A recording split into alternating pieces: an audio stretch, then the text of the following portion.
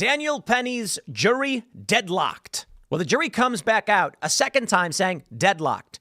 And in what is, I'm hearing, the craziest scheme we've seen in a long time, the prosecutors moved then to drop the first charge, manslaughter, which would, instead of granting a mistrial, what the defense is asking for now, it would allow the jury to go back and consider the secondary lesser charges. And many people are describing this as a scheme from the prosecutors to subvert the rule of law, because the way it's supposed to go is if you can't find him guilty of the first one, then it's it. You're done. It's a deadlocked jury, mistrial, whatever. Maybe it doesn't come back up. Maybe it does. Maybe the prosecution says, look, we tried. We're not going to do this again.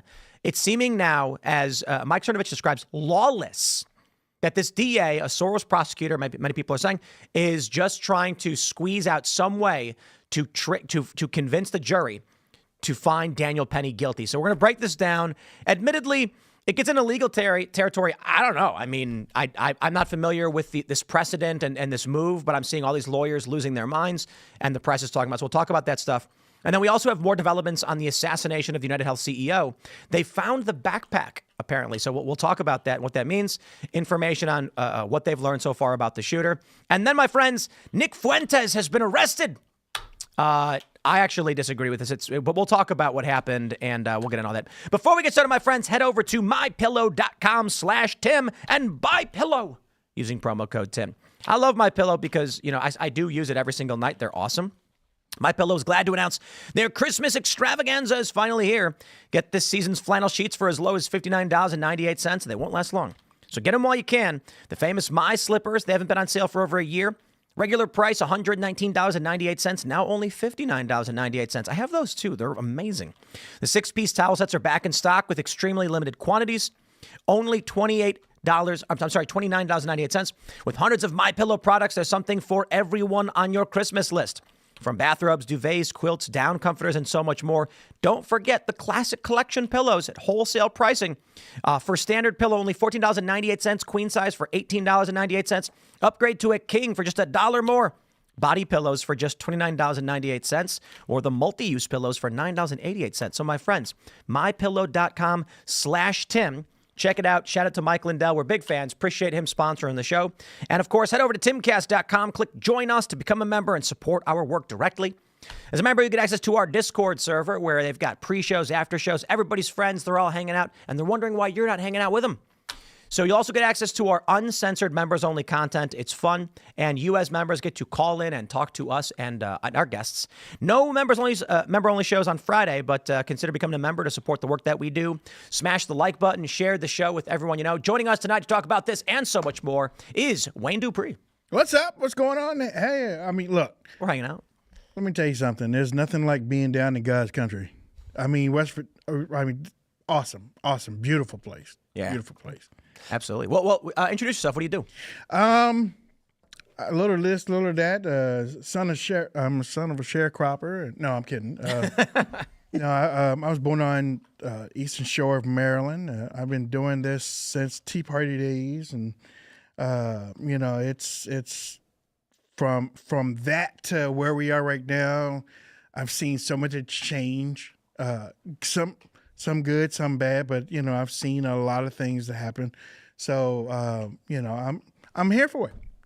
Right on. Well, thanks for hanging out. Should be fun. We got Brett hanging out. Yes, indeedy, guys. Brett here. I am normally host of Pop Culture Crisis Monday through Friday, 3 p.m. Eastern today. In fact, Phil was on with us today. I was. And we were talking about how awkward the intro always is. That's what I was saying earlier. You're the one that thinks it's Yeah, no, I said, like, when we do our show, we have a standard intro. So, it's very, very formulaic, and I get to ease into the conversation really, really quickly. Here, I'm always like, now we're going. It's only because you're not here every night. Exactly. My name is Phil Labonte. I'm the lead singer of the heavy metal band All That Remains. I am an anti-communist and a counter-revolutionary. Let's go. So I have one more announcement for all of you. As you know, I mentioned last night that we had some positive updates for you. I can now say, and we have this, I've tweeted it out. In the lawsuit between Tim Pool and the Kamala Harris campaign, this lawsuit has been resolved to my satisfaction. So thank you to everybody. And the tweet in question no longer exists. I will leave it at that, but I will just say once again, it's been resolved to my satisfaction, and I really do appreciate everybody's support. And Okay. Let's jump into this story here from ABC News. Manslaughter charge dismissed in Daniel Penny trial. Jury to consider negligent homicide charge. Now, this is interesting.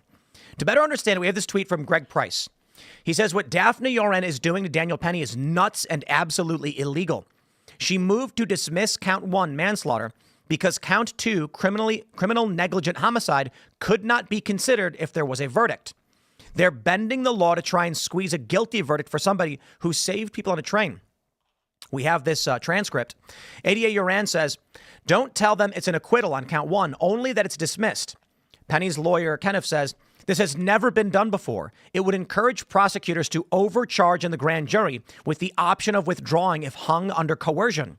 Judge Wiley says, I'll take a chance and grant the people's application. I'm going to let them go to return and consider count 2 on Monday. Bring them in. Judge says manslaughter in the second degree is dismissed. You are free to consider count 2 on Monday. Judge Wiley says, I'll take a chance and grant the people's application. Oh, I'm sorry. It's just a repeat twice. And then we have the next image here. This is the verdict sheet. And it says count 1, manslaughter in the second degree. If you find the defendant guilty of count 1, manslaughter in the second degree, then do not consider and do not render a verdict on count 2, criminally negligent homicide. If you find the defendant not guilty of count 1, manslaughter in the second degree, for the reason that the people have failed to prove beyond a reasonable doubt that the defendant was not justified, then you must not consider count 2, criminally negligent homicide, and you must also find the defendant not guilty. If you find the defendant not guilty on count 1, manslaughter in second degree, for some reason other than a lack of justification, then proceed to consider and render a verdict on count 2, criminally negligent homicide. So the gist of the story is, without a verdict at all, they're deadlocked. This should be a mistrial. And so right now we have this from the Daily Mail. Daniel Penny's lawyers blast desperate prosecutors for rare jury requests and bully tactics. They're looking for a mistrial on this. And look, guys, I was saying from the get-go when the jury was taking a long time that this was not a good sign. Some people were like, no, it's a good sign. It means no, it means that it could be one person. It could be 11 people. They want this man in prison and they're not moving until he goes. And now the judge is basically saying, can we figure out a way to get him in prison regardless, even though the jury can't agree? Yeah, that's that New York justice. Somebody's got to go down. I don't, not only that, but they need to make an example out of this guy somehow, some way. So when I, being in the military, have been in the military myself, what he did was a huge selfless thing to save a lot of people, and then that should be taken into account. It's not. And when you probably have a whole lot of witnesses that want to testify on his behalf, you have to wonder, it's like, okay, so are they quieting these people? What's the motive? Where's the money coming from to really put this guy away? And remember, this is all going on while people are cheering the murder of the CEO of a company right now. Yeah. Right now, the left in the U.S. it's like topsy-turvy of what is good and positive. You have a society that has, problems just like any other society, but the left wants to see the bad guys being taken care of and treated as if they're not bad guys, and they want to see the good guys punished. Now, I don't think that actually applies to the CEO, but the idea that he should die for being because he's a CEO of a business, that's abhorrent, right? The people that are celebrating the murder of a man that had a family, the people that are saying we need more of this, that is absolutely going to make society worse. That doesn't make society better. It doesn't make people feel more comfortable living in society. It makes people more apprehensive. It makes people want more government. It makes people want more police. And this is the exact opposite of what the left says. They say things like abolish the police or defund the police. Well, if you have people that are acting as vigilantes, then the rest of society is going to say more police. Like I was saying the other night, if you have a society that is a high trust society, then you need less government. If you have a society that is a low trust society, then you're going to end up getting more government. And that's not going to make people on the left or the right happy, because most people are like, I want to be free. There's that story we bring up quite a bit about that woman on the train in Philly. Yeah. She got raped, and everybody's watched. And I'm like, that's why. Yeah. Yo, the fact that this is a deadlocked jury and we're here at all, it does not matter at this point, in my opinion, if Daniel Penny wins, because the process is the punishment. We're hoping that Daniel His life Penny, will never be the same again. Yeah. his life will never be the same. But even if he got a quick, not guilty verdict right away, that's good. And then a lot of people will be like, oh, okay, you'll be found not guilty. Short of that, the message sent to the average person is, if you try to help people, Yeah. this is what your life will be. Yeah. Well, there was this video that was viral like last year, where a bunch of people are in a market, or they're in like an outdoor restaurant, right? And a guy comes up out of nowhere and he attacks a woman who's at a table, and a guy is with a girl at a table next to them, and he doesn't do anything about it. And the question was, what was this guy supposed to do? Should he have intervened? And everybody had their opinions on that. And in that video, he like pushes his girlfriend out of the way, but then he doesn't do anything to help. He just kind of skirts out of frame, and the talk became about pragmatism versus what's your duty as a man in this situation. Is it your duty to intervene and help this person? And the vast majority, devoid of whatever your opinion is on it, the vast majority of the response on Twitter at the time was that it is too risky. I have a family at home. Yeah. It is not my responsibility. And whatever you feel on that, that is the public sentiment right now from those who are paying attention to the legal system. That makes society worse. Yeah. But when I was growing up, it was, the community looked after each other. You could leave your front door open. Everybody in the community knew each other. The parents knew the kids knew what they couldn't do. Beyond that. But if somebody was to start a little fight or something like that, the parents would run out. You're not supposed to do that. You're supposed to. Okay. But where we are now with these cameras, with these phones and stuff like that, you put this thing up on TikTok, you put this thing up on YouTube, you put this thing up on Twitter, and you're trying to make money. Yeah. You're trying to make money, and where somebody's getting their butt whipped or just totally annihilated. I mean these knockout. In New York. That's when a whole lot of this stuff really started, because these people are getting this stuff on cameras, phones. Or even in this situation, it's a matter of just how dishonest the person who recorded the video it tends to be. Because where does the video start? When does the video pick up? Was this person being belligerent before, if we're talking in this situation where you put someone in a headlock and you take them down, does the video show the person being belligerent beforehand that shows him intervening to protect people around him? Or does the video just start with someone with a dude in a headlock who looks like he just got on a train or got on a bus and started attacking someone? But I mean, the whole, this thing going on with Daniel Penny, like, I forget the guy, Jordan Neely, he was mentally ill and he was threatening people. The other people on the train said that he was threatening people. You don't have to wait until you're attacked, like someone actually physically attacks you, to do something. Like, if that is the case, then you might have to wait until you actually get stabbed or get shot. Well, that's the Gulag Archipelago famous passage. Yeah. Where in the Soviet Union, there's a soldier, he's on trial for murder. A guy was trying to stab him. He grabbed the knife, fought back, and stabbed the other guy, and they said, "Why did you do that?" And he was like, he was going to kill me, and he was like, "Why didn't you run away?" Yeah. Yeah. You go to prison. And that is the general consensus of the left. It is psychotically against the people that are doing the normal day-to-day things, defending themselves or whatever. You have a sympathy that for the criminal. Well, and It borders on psychotic. And taken to its logical conclusion for them, that's when you get into the argument about, well, why did you have to defend yourself in your own home? Why would you shoot somebody? All he wanted was your TV. All he wanted was the stuff in your safe. Well, the stuff in your safe is the sum product of everything that you've worked for, which is an extension of who you are, and to them that doesn't matter. But you got to understand their point of view, right? Because I've talked about this when it came to Castle Doctrine in New Jersey, and what I was told by the cops was, if someone in New Jersey, if someone breaks in your house, you are required to flee if possible.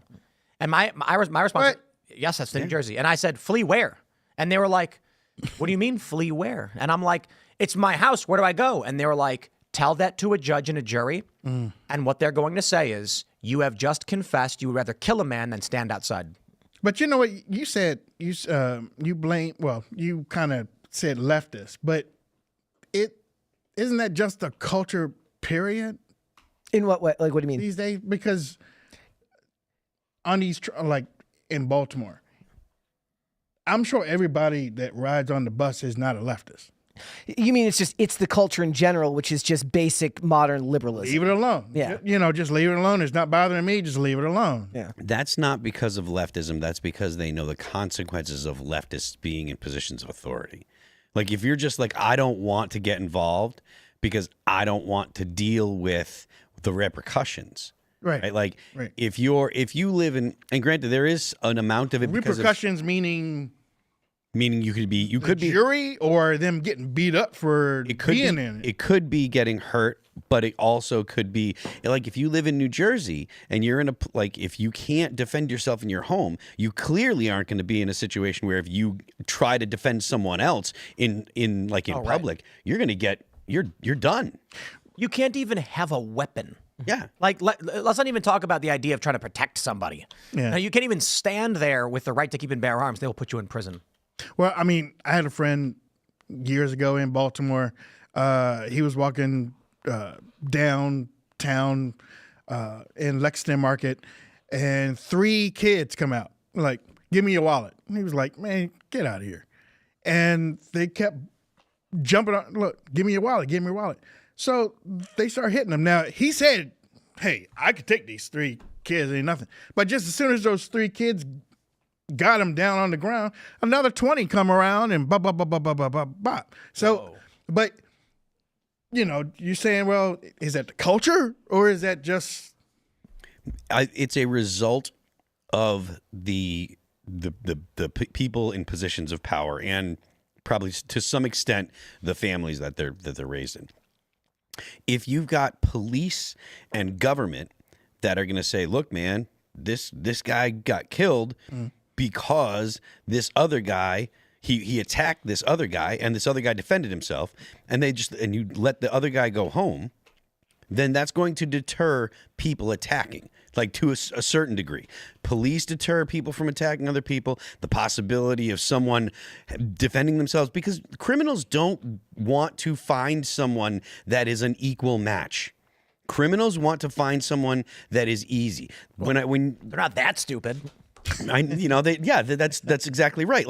I've gone to a lot of self-defense classes and stuff like that, not like hand-to-hand combat stuff, but self-defense. And it's like, look, if you make yourself look like you're not an easy target, they will select someone else, right? Like, if you look like you're an easy target, then they're going to select someone else. And I've talked to, I've talked to girls that I dated and stuff. Like, if anyone ever comes and grabs you, make a bunch of noise. Like, if they're trying to put you in a car, make them do whatever they're going to do at the first location. Don't ever go to crime scene 2, because then you're going with them to where they're comfortable, where they have control of the surrounding, the environment. Make a bunch of noise. If you make it difficult for them, a lot of times criminals will be like, I'm out of here. Now, that's not perfect. It's not saying that every time that someone tries to attack someone, if they just make a bunch of noise or fight back, then it's not going to be a problem. But if you look like you're an easy target, then you're inviting criminals. It's the same principle as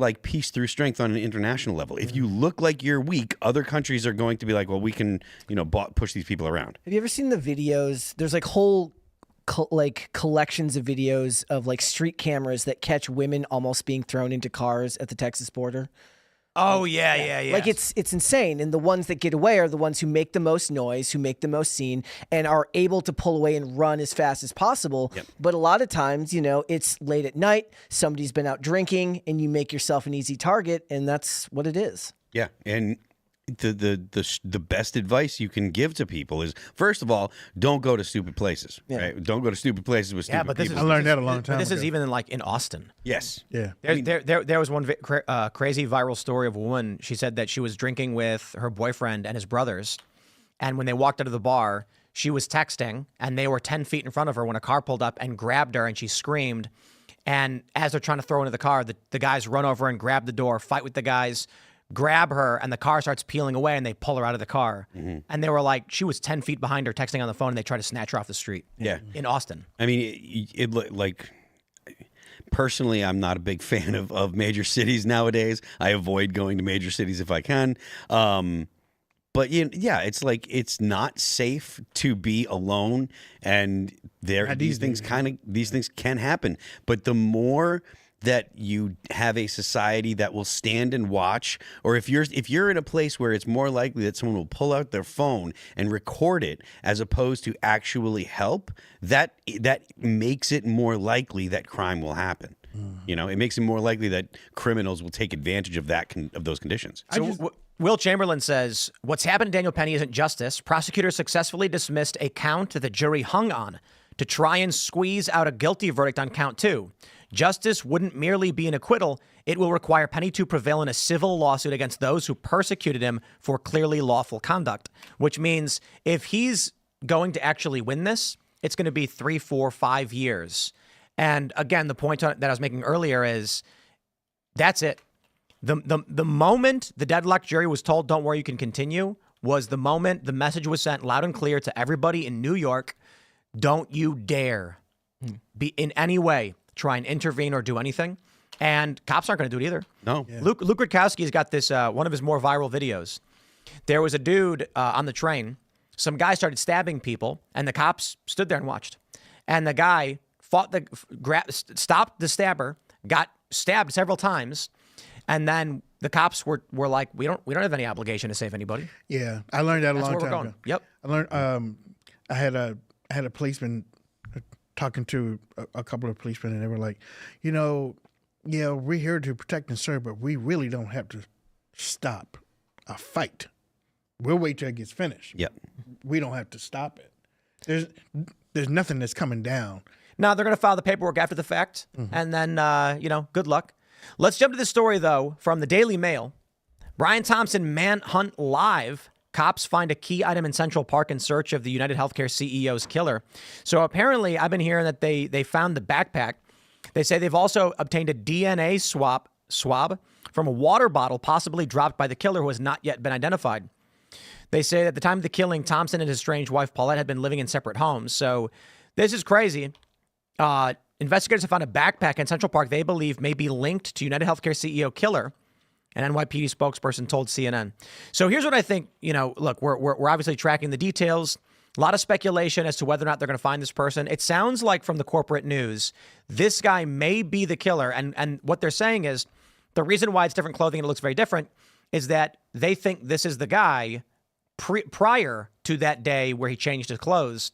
And I don't know what the rumor was. Something like he may have been flirting, so he pulled his mask down or something like this. Yeah. Is that what you heard? That's what I heard. He was heard that this flirting, so he morning. took the mask off. So the jacket is different? Busted because of the thirst. Yeah. The thirst. I just assumed it was like different camera, different color temperature, and That's what I thought at first, but it's clearly a different jacket. Okay. When you look at the structure of the thickness. looks like Michael Fassbender in Assassin's Creed. When I Or- heard or when I heard the James flirting, I was like, okay, you got Earl Flynn now. Yeah. I mean, is that But look, we were just talking about Daniel Penny, and these billionaires and these CEOs who are all back in the Democrats. You got the CEO who just got gunned down. You've got all of these leftists celebrating it and calling for more. And I'm like, is that the world they wanted to live in? Because now they're living in it. And the rest of us just left the cities. I mean, this might be the best example of it actually directly affecting them specifically. But if the idea here is that they're going to back a candidate, say, who's going to be pro-abortion, where now what they have to do for a lot of times is like, look, we will pay for you to go get an abortion in another city. Rather than have you take maternity leave, they're going to operate in the best interest of the company until it starts affecting them directly, which is exactly what the leftists on Twitter are so excited about right now, which is why they're rejoicing about it. It's disgusting. You know what? I was reading earlier this morning about CVS. CVS, because of this, they've started taking down the exact pictures and stuff from off the wall. Oh yeah, that was crazy. You know, I was like, wow. What was it? Taylor Lorenz posted the picture of the CEO of Blue Cross. Yeah. And then a bunch of these companies have taken down all the bios for their executive leadership. Yep. That is Taylor Lorenz's doing. She engaged in veiled terrorism, and they all responded. And she doubled down on it. Yeah, Blue Cross reversed a policy, and then all these big companies are now taking their photos and bios down from websites and deleting the pages. Yep. This is crazy. So here's what I think y'all need to consider. Do you think that these CEOs, these executives, saw the news and went, "Oh, geez," and then called and said, "Take those pages down"? Or do you think these CEOs who contract some of the biggest security firms in the world got on the phone and said, "What is this about? What do you think?" And the security firm said, "This is a targeted political hit." So I'll just say this. Having security, my understanding of this is we don't make moves without consulting security because that's why we pay them. Mm-hmm. So, we've PO boxes and things like this. When they come to us and they tell us, like, hey, here's the assessment, here's what we consider, we do it. So, for instance, when we were getting swatted in bomb threats, often the show would go on and we'd be like, "Oh, we were swatted earlier, but you didn't see it because security takes care of these things." But there was that one day where we evacuated the building for 3 hours. Mm-hmm. My point is, their security companies believe there is a strong enough possibility that this is a politically motivated assassination. That's why they took action. And wouldn't reversing policy and acquiescing actually make it worse? Well, I don't know. I can't make an assessment on make it worse or not. But I don't think they make any move without consulting lawyers and security. Right. And so they probably go to their security company and say, what is the chance that this is targeting CEOs of healthcare companies, or is it anything else? The fact that they actually paid the money to remove this information, because not like it's the most expensive thing in the world, right? But the bigger the company, the more expensive it's going to be. They probably had to call the dev team and say, "We need this taken down, get it done," and then it doesn't cost that much for a company this big. But it certainly means that they put in effort. They must believe there's a reasonable possibility this was politically motivated. I wonder if the security companies actually were like, hey, like reached out and said, "Look, we're in charge of your security. You need to take these down now." It could be this too. That it might be exactly that. Not that they know anything, but that they said, they may have called and said, "If you publish your photo and your name, we can't protect you." And so the company then just reacted and did it. Well, you know what? All of the pamphlets and all of the books that have the CEO pictures in those, you're going, gonna pull those too? But the idea is like, first line of like the easiest thing first, right? So somebody will take more effort to go and find a pamphlet and then get information on that person. Just because a door lock can be can be passed really easily doesn't mean you don't lock your door. Websites next. Yeah. I'll give you guys another example because I'm very pro 2A, and I've often said that look, if you want to carry a gun and we do an event, I don't care. If I don't want to do the event because I'm scared of guns, I won't do the event. And then we can't get insurance or security. Yeah. So it's not even an issue of what I want and what I believe in. We get told by different security companies, you want to allow weapons in the event? Okay, we can't protect you. And they were like, you can pay us, but we tell you straight up, there's no security at your event. And we're like, okay. And they're like, so do you want security or not? And then the other issue is insurance. You want people to open carry or concealed carry at your event? Insurance says, sorry, not interested. Can't get insurance, can't do the event. Is the same thing hold true? Is that why among other things, why federal buildings have the same? No, federal buildings are they've made that law. Yeah. But I'm saying like at banks and stuff, or any regular business that says, it depends on the bank. I mean, most banks have like a gun with a circle and a line through it, being like weapons are not permitted in the premises.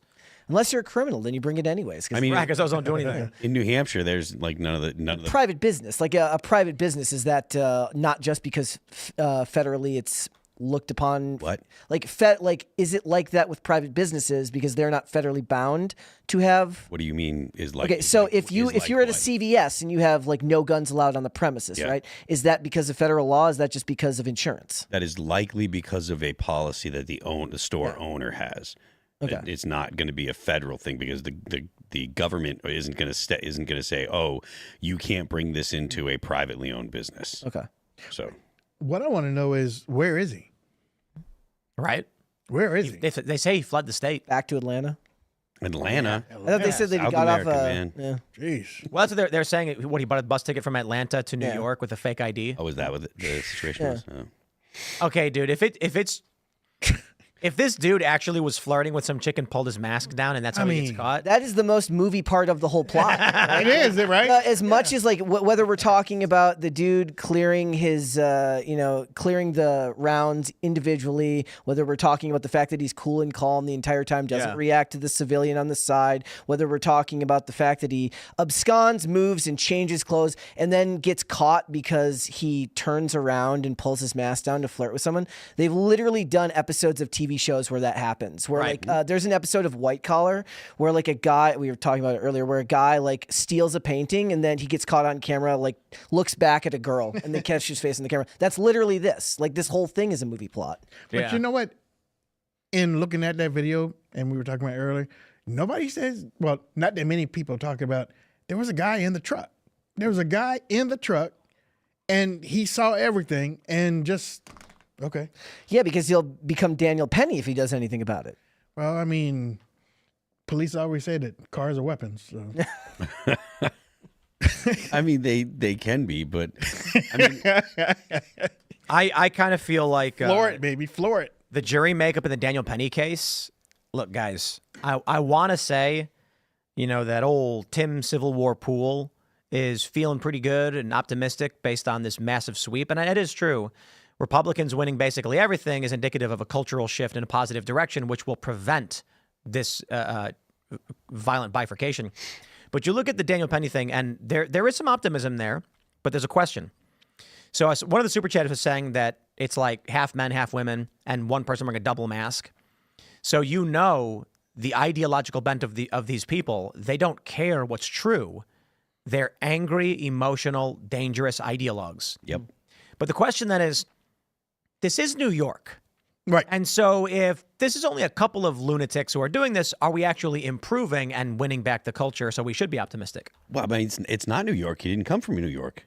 No, I'm saying the jury in New York Well, I is mean, comprised of these people. And it doesn't seem a deadlocked jury means they're not all woke, insane people. Well, is the idea could be like just one person. yeah. Right. Well, my first thought was it went back to Rittenhouse, right? And Rittenhouse being acquitted seemed like a big cultural moment as well because everybody assumed that he was going to end up going to jail. Yeah, it was scary. Right? So is this the idea that does this set us back? If Rittenhouse was a step forward, or does it have more to do with the location? You know what's crazy? People need to think about this. Earlier today on the Culture War podcast, we had King Randall and Maj Touré on, and we were talking about, like BLM and stuff like that. Mm-hmm. And Jacob Blake came up. Jacob Blake, you guys know who that was? No. This is the story where a guy goes to his ex-wife's house. He had a warrant for felony sexual assault. Mm-hmm. And he goes to this woman's house. I don't know if the reports were, it's been a while, that he was actively assaulting her at the time, or she was scared he was gonna, so she called the police. The police try to subdue him.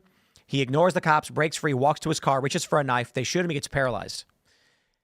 This is not a guy that anybody should be defending. He should be in jail. The NFL put Jacob Blake on their helmets. All these different teams, they deleted a lot of those posts. Yep. But here's the thing. That's why there were protests in Kenosha. At the time, it was all obvious to us. Jacob Blake thing happens, riots happen, Kyle Rittenhouse happens. But now people forget about the Jacob Blake The whole arc of reason this. they were there. The whole reason they were there, and the fact that mainstream corporate America was supporting the rapist. I would assume that most people thinking back on it now probably assumed it had more to do with George Floyd. Yep. Like they've all just transposed the time. That's why I was saying, like, it's important to remember that this whole thing with Kyle Rittenhouse wasn't just about a kid who was threatened and then tried to defend himself. It was a riot to defend and protect a rapist who tried drawing a knife on cops. And Kyle Rittenhouse was there to render aid when they threatened to kill him. The amount of evil that existed at the time, and I hope is being pushed aside. The amount of evil was unfathomable. Do you think a lot of this just has to do with the speed of which information moves and the way it's obfuscated from the people that are used in these situations? Meaning the most useful idiot is the one who goes out and starts protesting without really understanding what they're protesting for? The way that have seen it over the years is that the culture only needs a reason. Okay. They don't even need a reason. They just need a little spark. That's it. Because there are just some people out here that just want to just tear things up. Yeah. They don't care. That's where Antifa came from. That's where BLM came from. That's where, I sort of Occupy Wall Street, his grandfather, grandmother, or whatnot. But they just need a reason. And then it goes poof.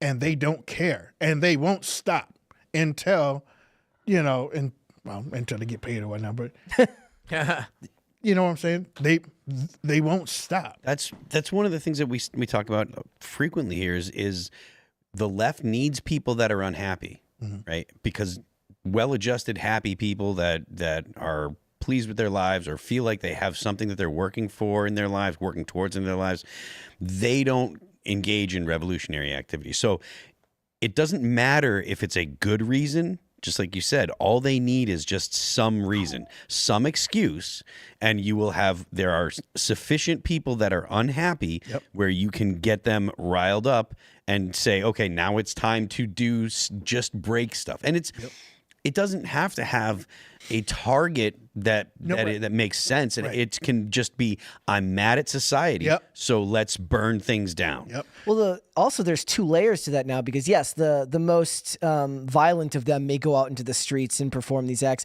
but then you also get the further uninformed people that will just do it on social media, which boosts the post there. That's easy. I'm saying, but it makes it even easier to reach more people who are unhappy, and it all sparks from there. Palmer Luckey just tweeted He tweeted this out a few minutes ago.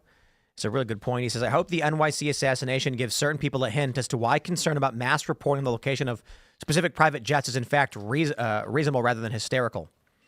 When there's that guy who's posting Taylor Swift's jet and Elon Musk's. Yeah. People don't understand that these jets land at airports with zero security. So like the airport in Maryland, it's that Ye flew in and out of. It's a 4-foot high chain link fence with a gate you can pop up and walk in. Mm-hmm. And if people are saying like, here's where they are, this is the kind of stuff that could happen. So, but that's the sweet spot of where these people like to be, right? Which is rich people, the haves and the have-nots. And even if the idea is that it's something as stupid as climate change that they're supposedly watchdogging for, that can be piggybacked by people with much worse intentions than just yelling at Taylor Swift on the internet. Just yelling at Taylor Swift. I mean, that's a lot of people. Yeah. There's a lot of people that get mad, especially when it's a simple understanding of, it's billionaires, right? This amorphous idea, people that have a lot of money or that they believe have a lot of money because they're quote unquote billionaires or whatever. The idea that makes them inherently, it makes it inherently acceptable to attack them and treat them as lesser. That's not new in history. That was the justification for killing all the kulaks in Ukraine in the Soviet Union, and that ended with millions of the people that killed the kulaks dying because the kulaks were the ones that knew how to farm. It's not that. Now, granted, I'm not making the argument that this particular CEO is like our society doesn't hinge on this one guy. Yeah. But the idea that someone that has a lot of money doesn't deserve it because they are inherently bad for it. Jeff Bezos or the family that owns Walmart, those people provide thousands and thousands of jobs, and they make it easy for millions of people across the country to get food and to get the things they need for their daily life. But that doesn't make them the bad guy. Yeah, but I see, I would say it doesn't make them necessarily inherently immoral, but I think all that's bad. So aside from the obvious that Walmart destroys mom and pop shops, and that's been a big controversy for a long time. Yeah. I went to a small town, I think it was in Nebraska, I can't remember, it might have been Oklahoma, and they had a Walmart, and it was kind of wild. I was passing through, but people told me we used to have a bunch of small shops. Walmart came in, and now the only thing in town is Walmart. Everything's gone. You want to get your car fixed, you go to Walmart. You want to get booze, you go to Walmart. You want to buy guns, you go to Walmart. And so life should not be overly easy. There has to be a degree of challenge in your life to make people more resilient. And while we can certainly say like, yeah, but convenience is different, the problem is it does disrupt local communities. Yeah. And then the worst thing is there are stories where Walmart has opened a supercenter in an area. All the small businesses shut down. And then Walmart realizes a year later it's not profitable and decides to move locations. And now there's nothing. The economy's been decimated. And those businesses can't reopen. That's right. Because you need like 50 grand for your inventory or whatever. And some of it might be generational stores. That's what happened in the town that I was raised in. It's like the whole downtown, Main Street, Ray Street, all those mom and pop shops and everything. They went out and put Walmart on the outskirts of the city. And then they put more of the strip mall shops outside of the city. Now you can just walk. I mean, those old stores, nobody's using the, and it's like, wow. I mean, and the convenience that you were just talking about, some of the old people can't just get out to the outskirts of the city anymore. They might have a dustbuster bus or whatnot, but I mean, it's a shame that it's like that. But the anger at someone like Jeff Bezos to me is the most interesting because it just feels like it depends on your philosophy for life. So out here, we go by a lot of areas that are very rural that would not normally be able to get packages as quickly as they do, not to mention the jobs that it provides for people who do work, whether as delivery or in a warehouse and things like that. And I look at that and I see that as a marvel of growth and invention, which I find is something to aspire to. Now, there's obviously greater concerns there as far as what it does for the job market. Frankly, if we're talking about overtaking the post office, they lose billions and billions of dollars every year, right? But the point is that there is a level of envy that comes with someone's success where they cannot focus on the good provided by a business. They can only think about it in terms of the negative, and that has grown as income inequality has grown in this country. That's one of the problems. Let's jump to this story from the Chicago Sun-Times. Far-right influencer Nick Fuentes charged with battery of Berwyn woman. Marla Rose previously said that Fuentes pepper sprayed her and pushed her down the front steps of his West suburban home. Now he's facing a misdemeanor charge. Okay, let's clarify a few things. It was 2 steps, okay? Just 2. That's important. And that is the clarification right there. I'm going to come out and say it right on the top. These charges should never have been filed. This should be dropped, and it's ridiculous. I am not a fan of Nick Fuentes, but clearly the dude, what did he do? He trolled on the internet. Mm-hmm. He said, "Your body, my choice." Yeah. So far away from being offensive and illegal and look, the dude has said more offensive things in his life. Yeah. Many people say more. Taylor Lorenz says substantially more offensive things. And double down. Fuentes starts getting death threats and gets doxxed because of this. These people are celebrating it. By all means, don't dox people, but you're allowed to insult and not like Nick Fuentes. And then as the dude's getting death threats, and there's like apparently were a couple vehicles with people in them in front of his house, a woman walks up, apparently she's holding something, her phone, and Fuentes opens the door and pepper sprays her. He's getting charged for this. He's at his home minding his own business. Look, how many times have there been officers that have been deemed justified in shootings because someone was holding a cell phone and they didn't know if it was a weapon or not? Right. I'm not saying they should be justified, but if Nick Fuentes, all he did was pepper spray and shove somebody because they're walking up to his house. On his property, Now, I certainly think there's an argument of, look, maybe you should call the police and back off because it's stupid to approach the door with pepper spray if you think someone might be trying to kill you. But the idea that he would get arrested, charged, and mugshotted over this, I think is stupid. It's Illinois. Yeah, and that's why I'm not surprised because defending yourself is illegal in that state. Yeah. It like as far as I'm like, it was dumb for him to do that because of where he lives. Like, you should know that the state that you live in doesn't approve of any kind of self-defense, any kind of active self-protection at all. How long after it happened was he arrested? Was it? It looks like it's today. It happened today? I mean, no, the arrest happened today? Yeah. Okay. I think the arrest was today. No, I thought it was before Thanksgiving. He was arrested. He was arrested before Thanksgiving? The 27th? December 7th, man. I don't know. Okay. Arrested today then. Oh, he was arrested on the 27th. I didn't even Yeah. realize it was that long ago that he got arrested. Oh, wow. It was Thanksgiving for me. I wasn't paying attention. Yeah. I think this is ridiculous. And a lot of people are posting online, if I'm getting a bunch of death threats and you show up to my house. That's what I was thinking too. I was like, you don't know what's coming in his email. You don't know what his the messages might be left on his phone. So if somebody just walks up to your house and you ain't never seen these people before and they got something in their head, just like you said, it's a phone. You don't know. Okay, well, I'm going to meet you at the door. So I would say, like, if you live in Illinois, Nick, you shouldn't live in Illinois. This is crazy. That's the big takeaway. I know. Yeah. I know. So there are some distinctions here. Look, we're in West Virginia. You cannot walk up to this property. We have security perimeter and we have security. So even our food delivery guys are like, I don't know, what is it, like a football field away, confused, because you can't get in. And if you try to get in, you will be severely hurt because there's like several signs before you come in. There's a big difference. If you were somehow able to walk up to my front door, if don't do it. I'll just say, just please do, for the love of all that is holy, do not come to the front door of my house. Cancel Christmas, right? I'm just saying, like, you've already committed a felony at that point if you're able to make it to the front door and there's armed security guards who aren't going to wait to ask questions considering we get death threats. The difference for Nick Fuentes is that he's on a public street in a residential area where his property line is 10 feet. And so the argument they're going to make is this could be a delivery person or a solicitor that he just pepper sprays randomly. He didn't wait to find out. He didn't know it was. He can certainly argue that he was concerned or whatever. But they're going to argue if he really thought he was facing a threat, he would have called the police and he would have went and hid or gone out the back door or done something else. Second I heard this and I heard Chicago, I imagined it being at the house from Home Alone.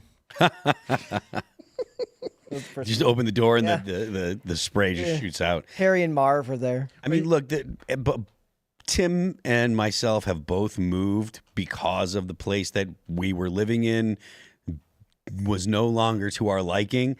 My house is in New Hampshire and I live here and I got an apartment here in West Virginia. Like, that's by choice, intentionally. I'm fortunate in that, the jobs that I do make that possible or made that possible. But I didn't like the laws in Massachusetts, so I left. You see people doing this from leaving California. A lot of times they're leaving for monetary reasons and going to Texas or going to Florida. But people move out of places that are not to their liking. Nick doing this in Illinois, Nick was dumb to do this because of where he lives. It's not that it was wrong of him to do it. Right. He actually didn't hurt the woman. He maced her, but he didn't cause permanent damage. He didn't shoot her. Made her famous. Yeah, well, yeah. So hold on. I don't think he was arrested. Oh, okay.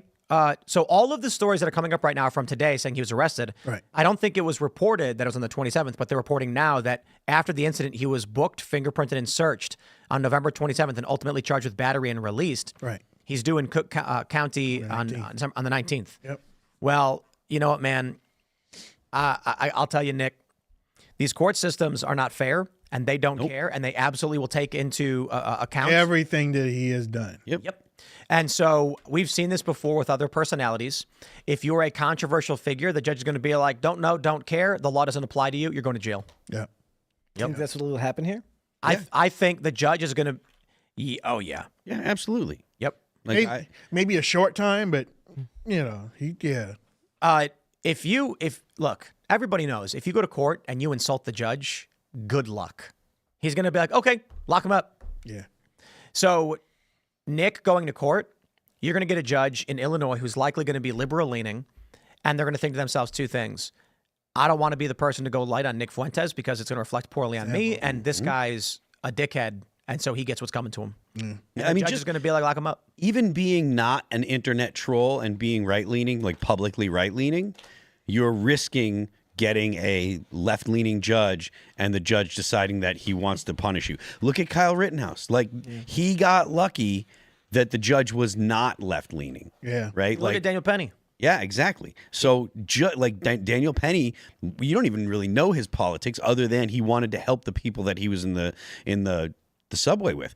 So, like, Nick Fuentes, Look at Donald Trump. If they go, yeah, exactly. Donald Trump was a Democrat forever. If they look into Nick Fuentes, his history, which they likely will, they're not going to be kind to him. They're No. going to say this kid is a Character. bad kid. Yeah, it's he's character thing. blah blah blah, and so I mean, and I'm not endorsing this. I don't think it's a good thing at all, right? Like I think Nick is silly, and I think that he's got some dumb ideas, but like I don't have anything personal against the guy. But this is going to be.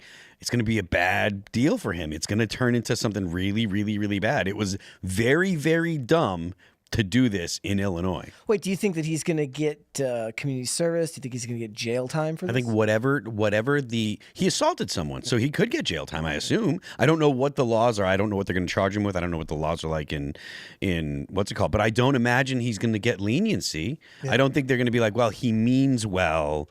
And so we're going to go ahead and just give him probation, when really what they're going to say is, oh, your body, my choice. So he thought that he was within his rights to mace this person because he obviously thinks that it's their body, is his, his to do with as he dispose of as he pleases. They're going to see that. They're going to say that. And they're going to be like, throw the book at him. I could see him going in there and the judge looking right dead at him was like, oh, you're Nick Fuentes. Yep. It's like, oh. Yeah.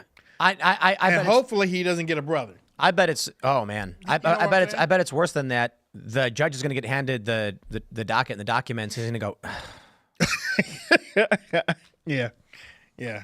Or like hopefully he's the first case, because usually if judge has been up there for 3 or 4 hours, they tend to get a little bit more pissed off, and that's it.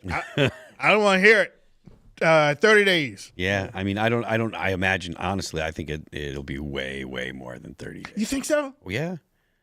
I do. I think that they're going to want to make an example. For a mace and a push. Yeah. Okay. Whatever. Well, battery, I think it's like, what, is it 6 months? I don't know, but I think the maximum could be 6 months. Yeah, I think whatever the fullest extent of the law allows, I think that's what the judge will give him. They're going to argue that he instigated and incited. While he was inside of his home. No, beforehand. They're going to say he intentionally went online and antagonized, instigated, creating a threat he was well aware of. They'll likely, and I'm not saying, I don't know if for sure this happened, but one pathway they might go is they're going to find examples of him gloating, laughing, and saying things like, screw you, what can you do about it, blah, blah, blah. And then they're going to be like, so if there's I'm pretty sure this is how it works in Illinois. If in Illinois you instigate a fight, then your defense is limited. So if someone punches you and you say it's battery, and then they can prove that you actually told the guy, what are you going to do about it? You insulted him and said, hit me, I dare you, and things like that. They're like, that's your fault. You instigated a fight. Yeah. So basically what you're saying is that video that he kind of made fun and stuff like that could be shown. Everything he said can and will be used against him in a court of law. I don't know anything about the victim, but if she's Jewish, he's doomed. Well, I don't know. She's woke, and then because look at his his past rhetoric. I mean, no, they I don't know. Can you imagine if she's Jewish and they've already charged him, and the judge is a brother? I mean, that's like 10 years. I mean, like I said. Well, as much as I think that any judge could hold it against Nick Fuentes because he's a controversial public figure that says things that offend people, I wouldn't immediately assume that just because the judge is black, he's not capable of being impartial. You know what I mean? I think typically judges are personal and they have emotions and they're going to weigh that. But if it's an afternoon case and he's been up there for a little bit. But that could be anybody, right? That's true. I'll tell you this. Those hanging judges down there in Texas. If Clarence Thomas was a judge and Fuentes came in, he's not going to be like, I hate this guy, I'm going to throw the book at him. Clarence Thomas is going to do a good job being a good judge. Well, Clarence is a little bit different. He's the cream of the crop. He's the best of the best. He's a little bit different than those judges that are out there doing I agree. day, you can't compare the best judge that we have in the entire country with your run-of-the-mill Cook County local district court judge or whatever. Yep. Clarence Thomas is awesome. He's the OG. Yeah, Alito's great too. I'm glad those guys are on the top. And those headlines won't help him either. No. I mean, white nationalists, really? Yeah. In Chicago? I mean, they're gonna throw the book at him. But who knows? Who knows? We may be overthinking it. The courts, look, they're lazy. They don't want to deal with this stuff. Yeah. They just might be like, how do I make this go away? And then there's two considerations. They could be saying, the protesters are going to get mad if we don't get something out of him. So they're going to offer him a plea bargain of some sort that's got to satisfy the activists. Kenny? Like what would happen with George Floyd in the trial. Like Well, I don't know that they're. I mean, they might be. I mean, that's a consideration. They could say, "Listen, if you let this guy off with anything light, there's going to be riots." Yeah. These people want blood. I mean, I don't know if this would go to that. I don't think that Not would. for I don't. this, This would come to or who Nick Fuentes is, and so the court's going to be saying, why did someone show up to his house in the first place? Yeah. Because he's antagonistic on the internet. Okay, how many of these people are there? There's a lot of people who are mad about this. It went massively viral. Okay, what's the likelihood? What's the ramifications if we give him a plea deal? Be like, you could have protests. Well, we don't want protests, so what do? You got to get a conviction. Something. Would her character come into this too? The woman got pushed? Yeah. I doubt it. The consideration is not, they don't care. It's not a question of, did Nick do something wrong? It's a question of, how do we avoid political ramifications from this? And it's a question of, here's a question for you guys. Do you think the left would protest if they dismiss the charges? Pardon me? If they dismiss the charges, would the left protest? I don't think so. Then I think dismissal is likely. Yeah. Because they're going to be like, I don't care about this. Right. Yeah. They're going to be like, why is this guy? Who cares? He pushed the woman. This is a waste of our time. I mean, with all There's a dude who just shot 3 people on the south side. Exactly. I mean, there's little kids that are getting shot on the front steps and stuff. This is. I didn't see this coming to something that would end up being protests or anything like that. Yeah, no. If they say Nick Fuentes pepper sprayed and pushed this woman and he will and he's let go with no charges, I think there's a small probability that people might protest and be like, News cycle is so fast now. Yeah. right. That's why I say I just see small. this disappearing. In which case, then I think it's not likely that they throw the book at him. Yeah, maybe. If there are any protests, it'll be those groypers. Well, you know what would start a protest? If they want to protest, they'd have to dismiss the charges, issue a public apology, stand with him at City Hall shaking his hand and saying you're a good person, and that would get you a protest. Had to do it. If they're looking to Had to do it. Yeah. Yeah. I mean, throwing her down the steps. It was 2 stairs. It barely qualifies as a curb. That's crazy. I don't agree with him doing it, but I also because of where he lives in Chicago, and I'm from Chicago. Yeah. Someone walks up to your door and knocks. I don't think the appropriate response is what he did. I should say this. I don't know the circumstances. I don't know. He could have got an email saying I'm coming to your house right now, and I bet he does. And so when the woman shows up, he's like, "Oh crap, who knows?" I mean, but he shouldn't live in Illinois because the proximity. Yeah. There's no way to secure himself, and he's going to end up in a situation like this. If he could produce an email in the past few hours that says someone's like, I'm on the way to your house, then that might be something that could help his case. I bet he has 5,000 DMs, emails, and messages of people saying, I'm coming right now to get you. That's possible. Yeah, I mean, maybe he produces these and he says, look, this is the constant barrage that I'm under. I know that I say things that are inflammatory, but this is the reason why I behaved that way. But the photo that is famous, right? Him just standing. I mean, just a picture of him standing up, looking over like Dirty Harry. Like, that. Okay. Oh, I mean, I wouldn't be surprised if they bring up January 6th too, because he was there. Ha! Oh yeah. Let's jump to the story from Fox News. Sarah Silverman says she's become less political because no one wants to hear from celebrities anymore. Liberal comic said it wouldn't have made a difference if she'd been more outspoken this election. I wonder if the real story is that no one wants to hear from you. Maybe, but I feel like it's a win either way. Yeah, I think the reality is we have basically had such a decisive win in the culture war that the enemy has been routed.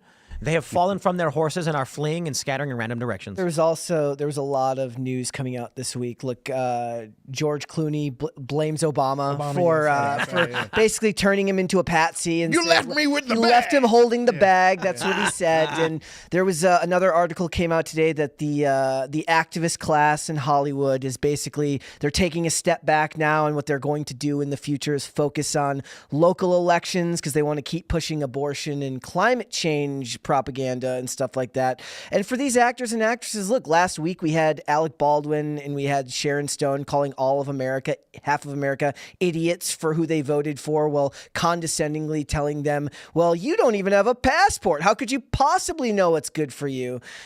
These people never learn. Like, this is actually, like, as much as we make fun of it, this is actually a certain amount of self-reflection that's honestly pretty rare amongst them. Do you think that wokeness in Hollywood is being diminished?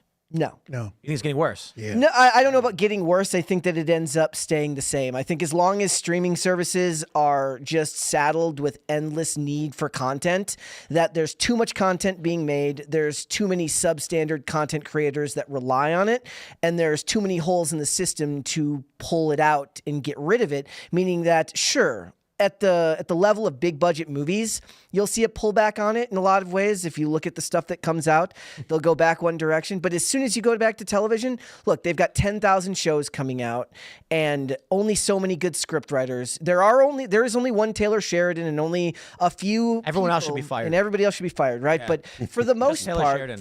part, you're not going to see it go away because it's too entrenched in the coastal elite. I'm ready to get rid of every streaming service. Just Paramount. Except Paramount at this point.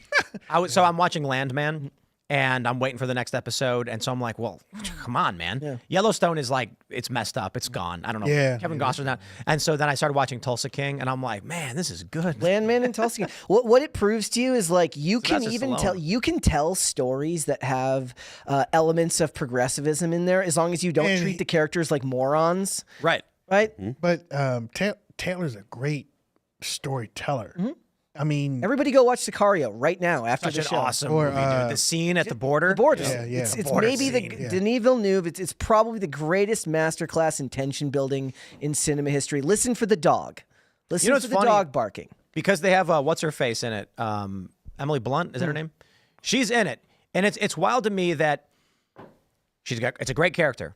There's action, there's suspense, there's good writing. You can have strong women's or whatever you want, and then whenever you get these female writers and these woke writers that intentionally want to make strong women woke content, it's just miserably awful. it is. Yeah, it is. Yeah. Well, when you watch that movie, it's because you see her just experience the horror of what's going on at the border, it seems and she is not there to be the strong, independent woman. She's there to look at the horrors of what's going on in the drug war and be the audience's eyes. Did you see that meme where it's like men writing women, and it shows like Ripley from Alien and like Katniss Everdeen, and then says women writing women, and it's She-Hulk twerking? It's like men writing lawyers. It's men writing lawyers and stuff like that. Yeah, Sicario is the dinner scene, right? yeah. At the very end. Man, Yeah, exactly. that movie's so good. Yeah. First time I saw it, I was like, what the fuck? I know. Look, I almost peed on myself when I was like, I can't believe he just did that. I don't know. With like the success of Yellowstone, everybody was talking about how it's like, look, it's not woke, and it's the biggest show right now, and people were claiming that it was like Game of Thrones for conservatives or whatever. And then Costner left, and now the show is just I don't even know what the show is at this point. I'm not gonna watch it. I mean, neither. But I'm like, these shows that are massively successful, like all of Sheridan's shows, they are not woke, and there's an element critical. Landman, I didn't even know Landman came out until that viral scene where he's talking to that woman, and he's explaining how wind turbines, and it's such amazing writing, things you don't even consider. She's in the car and she goes, green energy, what is it, like encroaching on the oil? And he's like, no, oil companies are using alternative energy to power the pumps. Yeah. And then she's like, what? And then he gets out and he explains the amount of, he's like, do you have any idea how much diesel it takes to get these things, to haul them out here, to put the 12 feet of concrete in the ground, to put it up? They're out here not because it's green energy, because there's no power lines to power the pumps. Well, it's the same thing that he does Amazing. that they do in Yellowstone when he explains like all of the animals that are killed to farm Yep, avocados yep. and stuff like that. It's amazing. All it is it takes a certain level of research Yeah. on their part and the ability to think past the level of a tweet, right? Right. Like actually have a discussion. If you listen to his discussion with Joe Rogan and he talks about the process of writing these characters, he said all of it has to do with actually doing your research and allowing characters to be multifaceted, and they don't have to do. One of the problems with a lot of the writing in Hollywood is that if somebody has progressive ideals, they can have no flaws. They cannot be like the point now is that you need to actually be able to write characters again where you can actually be a bad guy and still be the focus of the show. I mean, like you can be a mid-level person. You can have good traits and bad traits. But are you blurring? But is that blurring the line with bad and good? Not in the way that Destroying culture too, because we were talking about Thanos earlier from Yeah. the Marvel stuff. You know, it's like total badass. Yeah, I mean, you feel for the guy. Oh man, he wouldn't help his world. But when you blur that line of good and bad, there is no more good and bad anymore. There This is is a what they keep trying to do. I'm just so sick of it. Like, Rings of Power got roasted because they gave the orcs families and tried to justify the orcs. And it's like, the orcs were meant to be malevolent evil and incarnate, and that was it. Right. One of the worst examples this year, if anybody watched the god-awful Crow reboot, which is one of the... It's an abomination. Whatever you do, don't see that movie. I kinda wanna see it. It's one of the worst things you've ever seen, right? And to your point, in the original Crow, the whole point is there's an extremely poignant anti-drug message to the film that is very, very layered and important to the character because he lives in a city full of chaos, drugs, crime, and he's killed on Halloween on the eve of his wedding, which is a very, very, poignant thing to think about by criminals. And then when they make the reboot, they're like a bunch of goths who do drugs together. And it's like, did you even watch the original movie? Bro, you got to see the Craft reboot. Have you seen that one? No. I recommend it. I recommend it to everybody. And then after you watch it, you're going to be like, curse you, Tim Pool. How could you? Yo, the original Craft from the 90s. It's 14 teenage girls and they're witches and then they do witch stuff and they fight It's cool, though. I mean, it was cool. It was fun. They basically start fighting with each other. Yeah. And it's like an internal conflict and you're like, wow. The new Craft, it's like one of the witches is a trans girl, so it's like a male. And then they use magic to turn the bully gay. I'm not kidding. And then the bad guy turns out to be literally the patriarchy. Of course. It's David Duchovny, and he's like, I'm a man, and I'm here because I'm in charge, and I have the power. Think about this. Like, this is what I'm talking about. Like, doing? those ideas are so grandiose and stupid when all you have to do is like, wow, the oil industry's crazy. Let's write about the oil industry because this dude is blackbagged by a bunch of cartel members and then basically does a deal with them to... Dude. Taylor Sheridan's... I'm imagining all of his shows. It's like he sees a tweet from a leftist that's really stupid. Like, we need more wind turbines to offset carbon emissions. And he went, you idiot. No. So he sits down with the executives and he's like, here's one tweet. And they're like, we could do a show about a guy who works on oil companies. And then what do they have? Two incredible scenes where it's basically explaining to the audience how dumb they are. And not like disrespectfully, making a point. So the opening scene of Landman is some of the best television I have seen in a decade. I don't know. It's still, the rest of the series still needs to catch up to how good that opening scene is. It was like an IPO. It starts off at $100 and then drops down to 10, and it's still good. Let me just explain without spoiling it. The opening scene of the whole show sells it so well. Billy Bob, he's black bagged. Cartel members are like, you think you can come on our land? And then he basically explains the power of the oil industry to these guys with guns and I'm going to spoil it a little bit. They basically set it up so you know how bad these guys are. One guy shoots another guy and he kicks his body over and he's like, you're going to come on my land? And then he's basically like, the oil industry makes $6.8 million off, each acre per day. And then he's like breaking down the numbers and he's like, yeah, they're coming. And then the cartel gets scared. And that's how they're like, you know how bad the cartel is. Let me explain the oil industry. And I don't want to spoil it, but you need to see it. And then he's got that next, that should have went viral too. Yeah. But then there's another scene where he's basically like, wind turbines will never offset the cost of the oil that was required to make it because you got to produce the concrete, lubricate the machine. You got to ship it, haul it, build the transmission lines for the wind. It takes so much oil to make, you'll never get that energy back. Most television shows are tweets. His shows are threads. Yeah. Are actual threads just explaining exactly what's going on. It's the same thing that they did in the sequel to Sicario, which is also not as bad as a lot of people pretend it to be. But the whole point in that is that they get involved by trying to frame the cartels fighting each other and to get the U.S. government involved in the war on drugs. Right? And that's a very interesting premise as well, but it's just not quite as good as the original film because it's more personal. Mary Kingston is Taylor's, right? Yeah, Mary Kingston, yeah. Same thing. I mean, if you go through the first 2 episodes of that, you're stuck.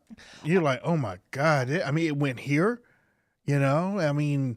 and you got Hawkeye from Marvel. Jeremy Renner. Yeah. Also, all of this stuff was done infinitely just as well back in the early 2000s with the show called The Wire, which everyone should go watch as well right now. You know what? It took me a long time to watch The Wire. Those first... I never watched it while I was on TV. But one day I was like, okay, I'm getting sick of watching all of these other... Let me just check it out. And after the first two, I was stuck. I was binge watching the whole Blows your thing. mind. Yeah. The And I live in Baltimore. And the thing is, like, that actually has a similar scene at the opening, which I thought was it was just unbelievable, where McNulty's sitting there with one of the kids that's in this gang, right? And there's a dead body there, and he's talking about throwing dice with this kid and how they let him come back week after week, even though he always tries to run off with the money. And he goes, but you know he's going to try and steal it. Why do you let him come back? He goes, you have to. This is America, man. Like that. Like, and the whole point of the show is that it talks about the war on drugs right as the war on terror had started and all the resources had been pulled away. And that show actually had the creator of it was David Simon, like they were like arrested by local police because it made the police and the government look bad.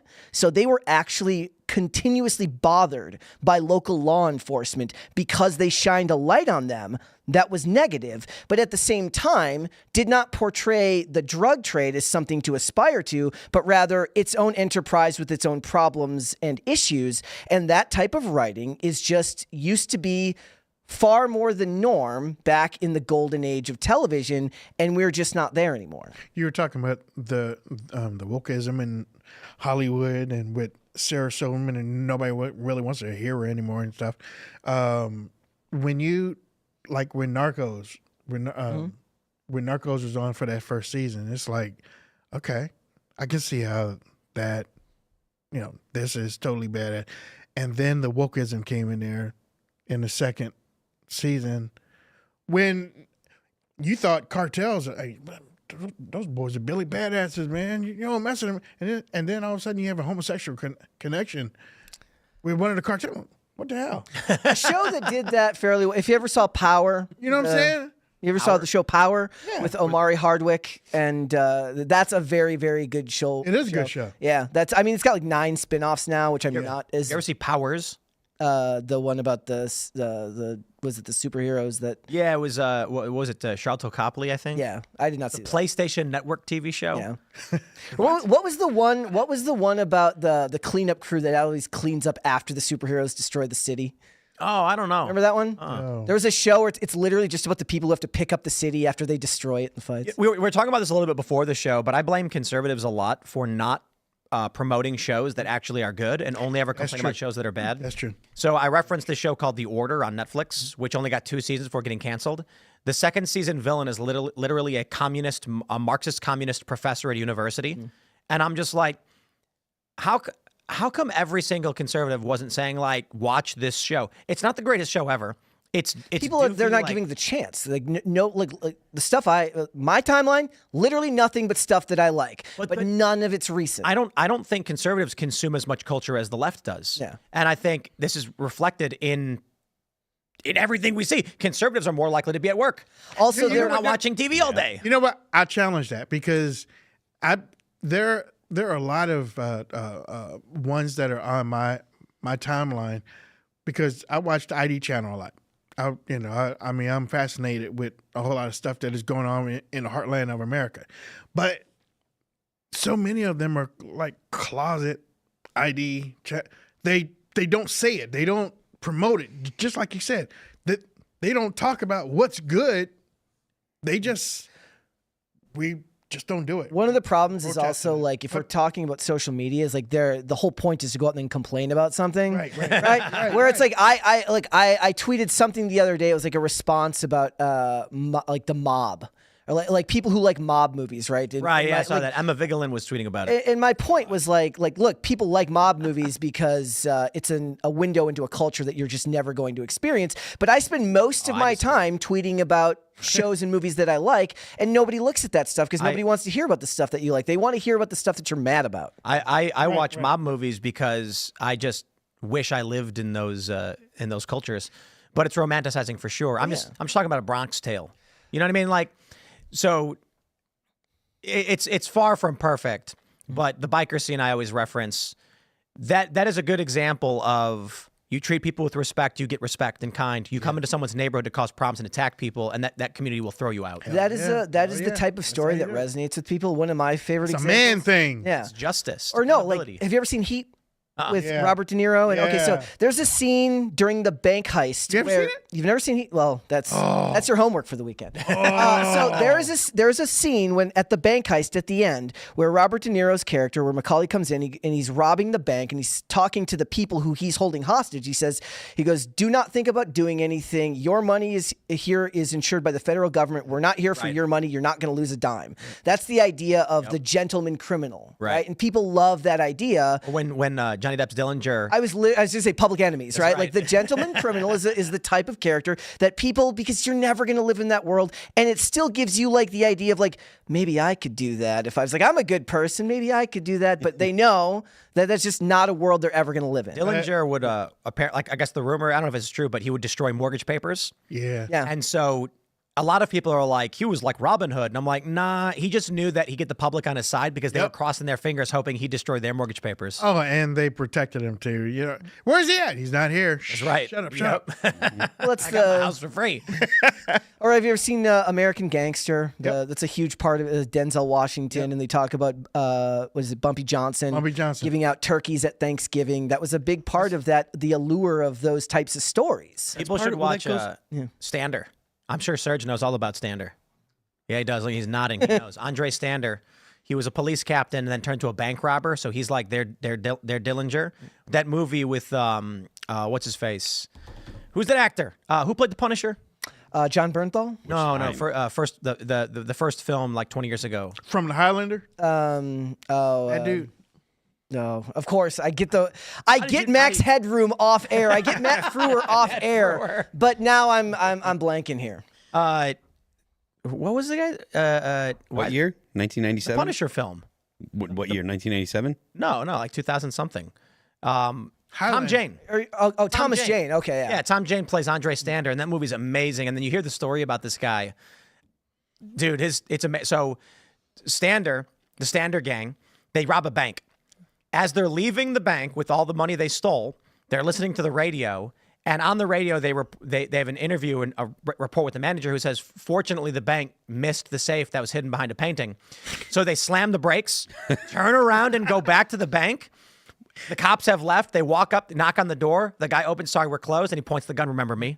And then they go and rob the safe that they missed. Dude, he broke into prison to break his friends out. And that's like, dude, the story's wild. I recommend it. It was a fun movie. It's from a while ago. But those are the type of stories that resonate with people. And what Hollywood does now is they try to shoehorn ideas of what coastal elites like. And back in the day, the stories that were told by people that really, really loved literature, and they really loved classic stories that they like to adapt, in a modern way. Now, what you have is people create things for the purpose of streaming rather than to create great art. They're looking to create and sell something for a quick buck to Netflix. Well, back there in the day, just like you said, great stories. Yeah. Today's stories, they're redoing those yesterday's stories with that wokeism that we were just talking about earlier, and make it into a eight series part. Yeah. Which is sad. Because people back in the day would have loved that. They would have loved the idea of being able to get long form stories in the way that stories used to be told, but you don't get to keep that. We had them. We had them on Monday night movies, and then you had your little Thornbirds, and then you had the different mini series and stuff. I mean, just glorious, like big old rollouts. What I wonder if it's just the glory days, the golden age is over. I mean, we had such. Okay, maybe I'm just crazy, and maybe we romanticize the past, but there were a lot of movies that were weird that are classics, like Groundhog Day is a really great example. Yeah. Yep. They don't make that kind of stuff anymore. There's no money in it. Exactly, but it's that's a film that like everybody knows. And I've seen it. They do Live, Die, Repeat. Edge of Tomorrow. Let's do the same concept of making an action movie. Yeah. Hey, I like that movie too. Yeah. But look at Mission Impossible. I love those movies, but they are not Groundhog Day. If someone said you want to watch a movie and I had a choice between Mission Impossible and Groundhog Day, I'm watching Groundhog Day. I will watch that movie 5 times in a row. And hopefully they don't redo it. Yeah, I know. what I'm They're saying? thinking about doing it. You will know it's over when they end up redoing Back to the Future. aren't they? I don't know that. I believe the director said that is off the table because it's not going to happen. But for the most part, what it is that streaming has killed the mid-budget movie. Also, we don't have Tony Scott anymore, which also sucks. But You know why they can't do Back to the Future? Sorry to interrupt. But because if you went 30 years ago, it would be 1994 and it would be too similar. Mm-hmm. So like from 85 to 55 was kind of a big shift in culture. Yeah. Mm-hmm. And technology too. Right, right. Now it's like, certainly if it was 94, they could be like, wow, look, people are wearing flannels and they have holes in their kneecap, in their jeans, but it would still be... There's still people wearing flannels. Exactly, that's what I mean. Like right, nothing changed. Right now, all of the movies that would have that type of creativity, which used to go to the theaters, which never made their money back in the theaters, they would make their money on home video sales and DVDs and pay VOD like pay-per-view was back in the day.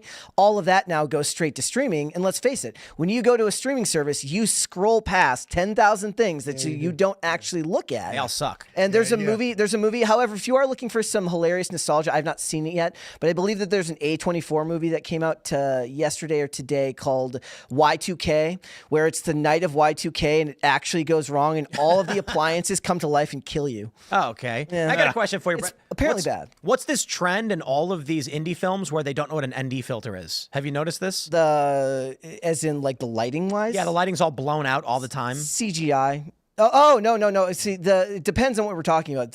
If it's indie films, that's just stylized. I hate it. Low budget, right? So they're giving them minimal budgets to do that. Expensive.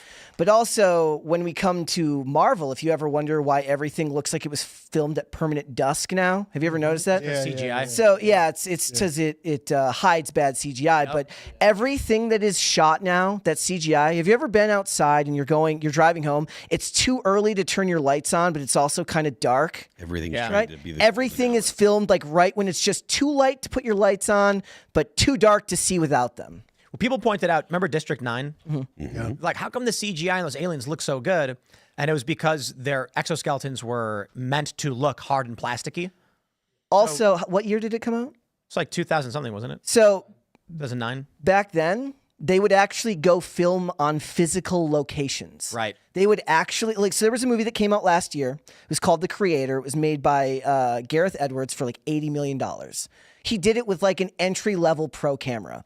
And it looks better than like 80% of the movies that come out right now, and better than every Marvel movie that's come out in the last 5 years, because he goes to physical locations and all of the space tech, everything is filmed in an actual physical place. So the matting is easier to do in post. Can I just ask, how come we haven't gotten a sequel to District 9? They probably just trends. I mean, that movie was good. And was it really good or was it just good? I think they're making a third Pacific Rim now too. Have you seen it? Pacific Rim I would watch over and over. District 9 is I don't think I would watch District 9. Alien ship comes to Earth. It's hovering over, what is it, like Johannesburg or something? And it's all like nasty garbage. And so like these are civilian aliens with no expertise who have no idea to survive, so they're kept in a refugee camp basically. Right. And then Charlton Copley's character finds a device, gets sprayed with it, starts turning him into one of the aliens, and then they end up leaving at the end because there was a specialist alien who was trying to get the ship back in order to rescue his people and leave the planet. We need a resolution to that story, man. I like that movie. Superheroes have eaten up those budgets for... That's true. IP. Well, what it is also it's IP, meaning that stuff that has name recognition is going to get made first now. Man, it's... If they make another Transformers movie, I swear to God. I'm so tired. I will watch it, and I will love every second of it. Especially, Really? Look, I got to be honest. Transformers 1 was good, though. I will watch anything Michael I Bay sat makes. there and I watched it with my daughter a couple weeks ago. She came home from college. She was like, just watch it with me. I didn't think it was going to be good. Transformers 1 is good. It's good. Look, I will watch Mission Impossible movies, even if Tom Cruise is in a wheelchair the whole time. Those movies are fun. But they're not great masterpieces.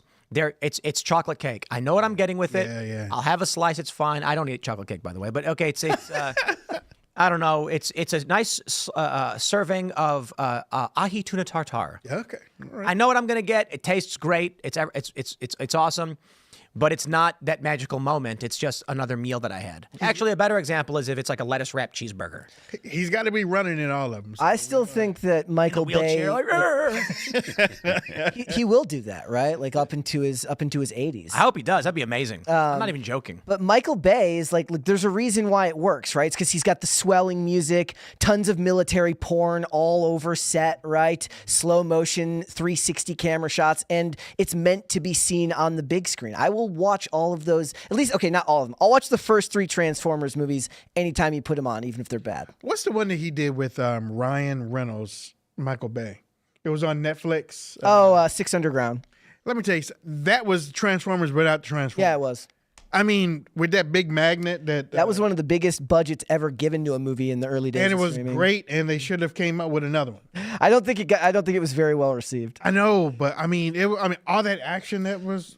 Just go watch the Rock. That's what I was telling people the other day. Go watch The Rock with Sean Connery. That's Oh, man, that's I haven't good seen that one too. in a long time. That's good too. That was I listed just the other day just because I thought it was funny. It's like I listed the cast to it, and all of them are successful. It's like this long. Did you the hear- amount of people in that movie? Huge. Did you hear about how The Rock was attached to Sean Connery's James Bond? Yeah, there's the theory that it's that it's connected. another James Bond movie. Yeah, it's connected. How he disappeared for so long, and yeah. I love like Ed Harris, Sean Connery, all of those people. It's just it's amazing. Somebody said that District 10 is coming, Okay. but the last story I see is from March of 2020 of this year. Yeah. And it's like, maybe What year did the original come out? 2009. I mean, there's the possibility that they could end up making another one. I don't think that that's I mean, it's a long period of time, but it's not out of the question.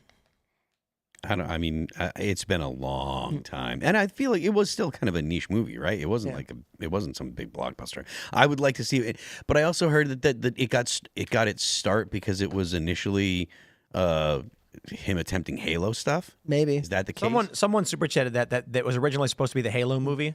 They're making 28 years later. I'm down for that. Yeah, like that's. I'm just saying, like if we're talking like time periods between movies, like 28 years later just got I finished. remember the first time I watched 28 Days Later, and my friend was telling me to watch it, and they're like, "Yeah, but the zombies can run."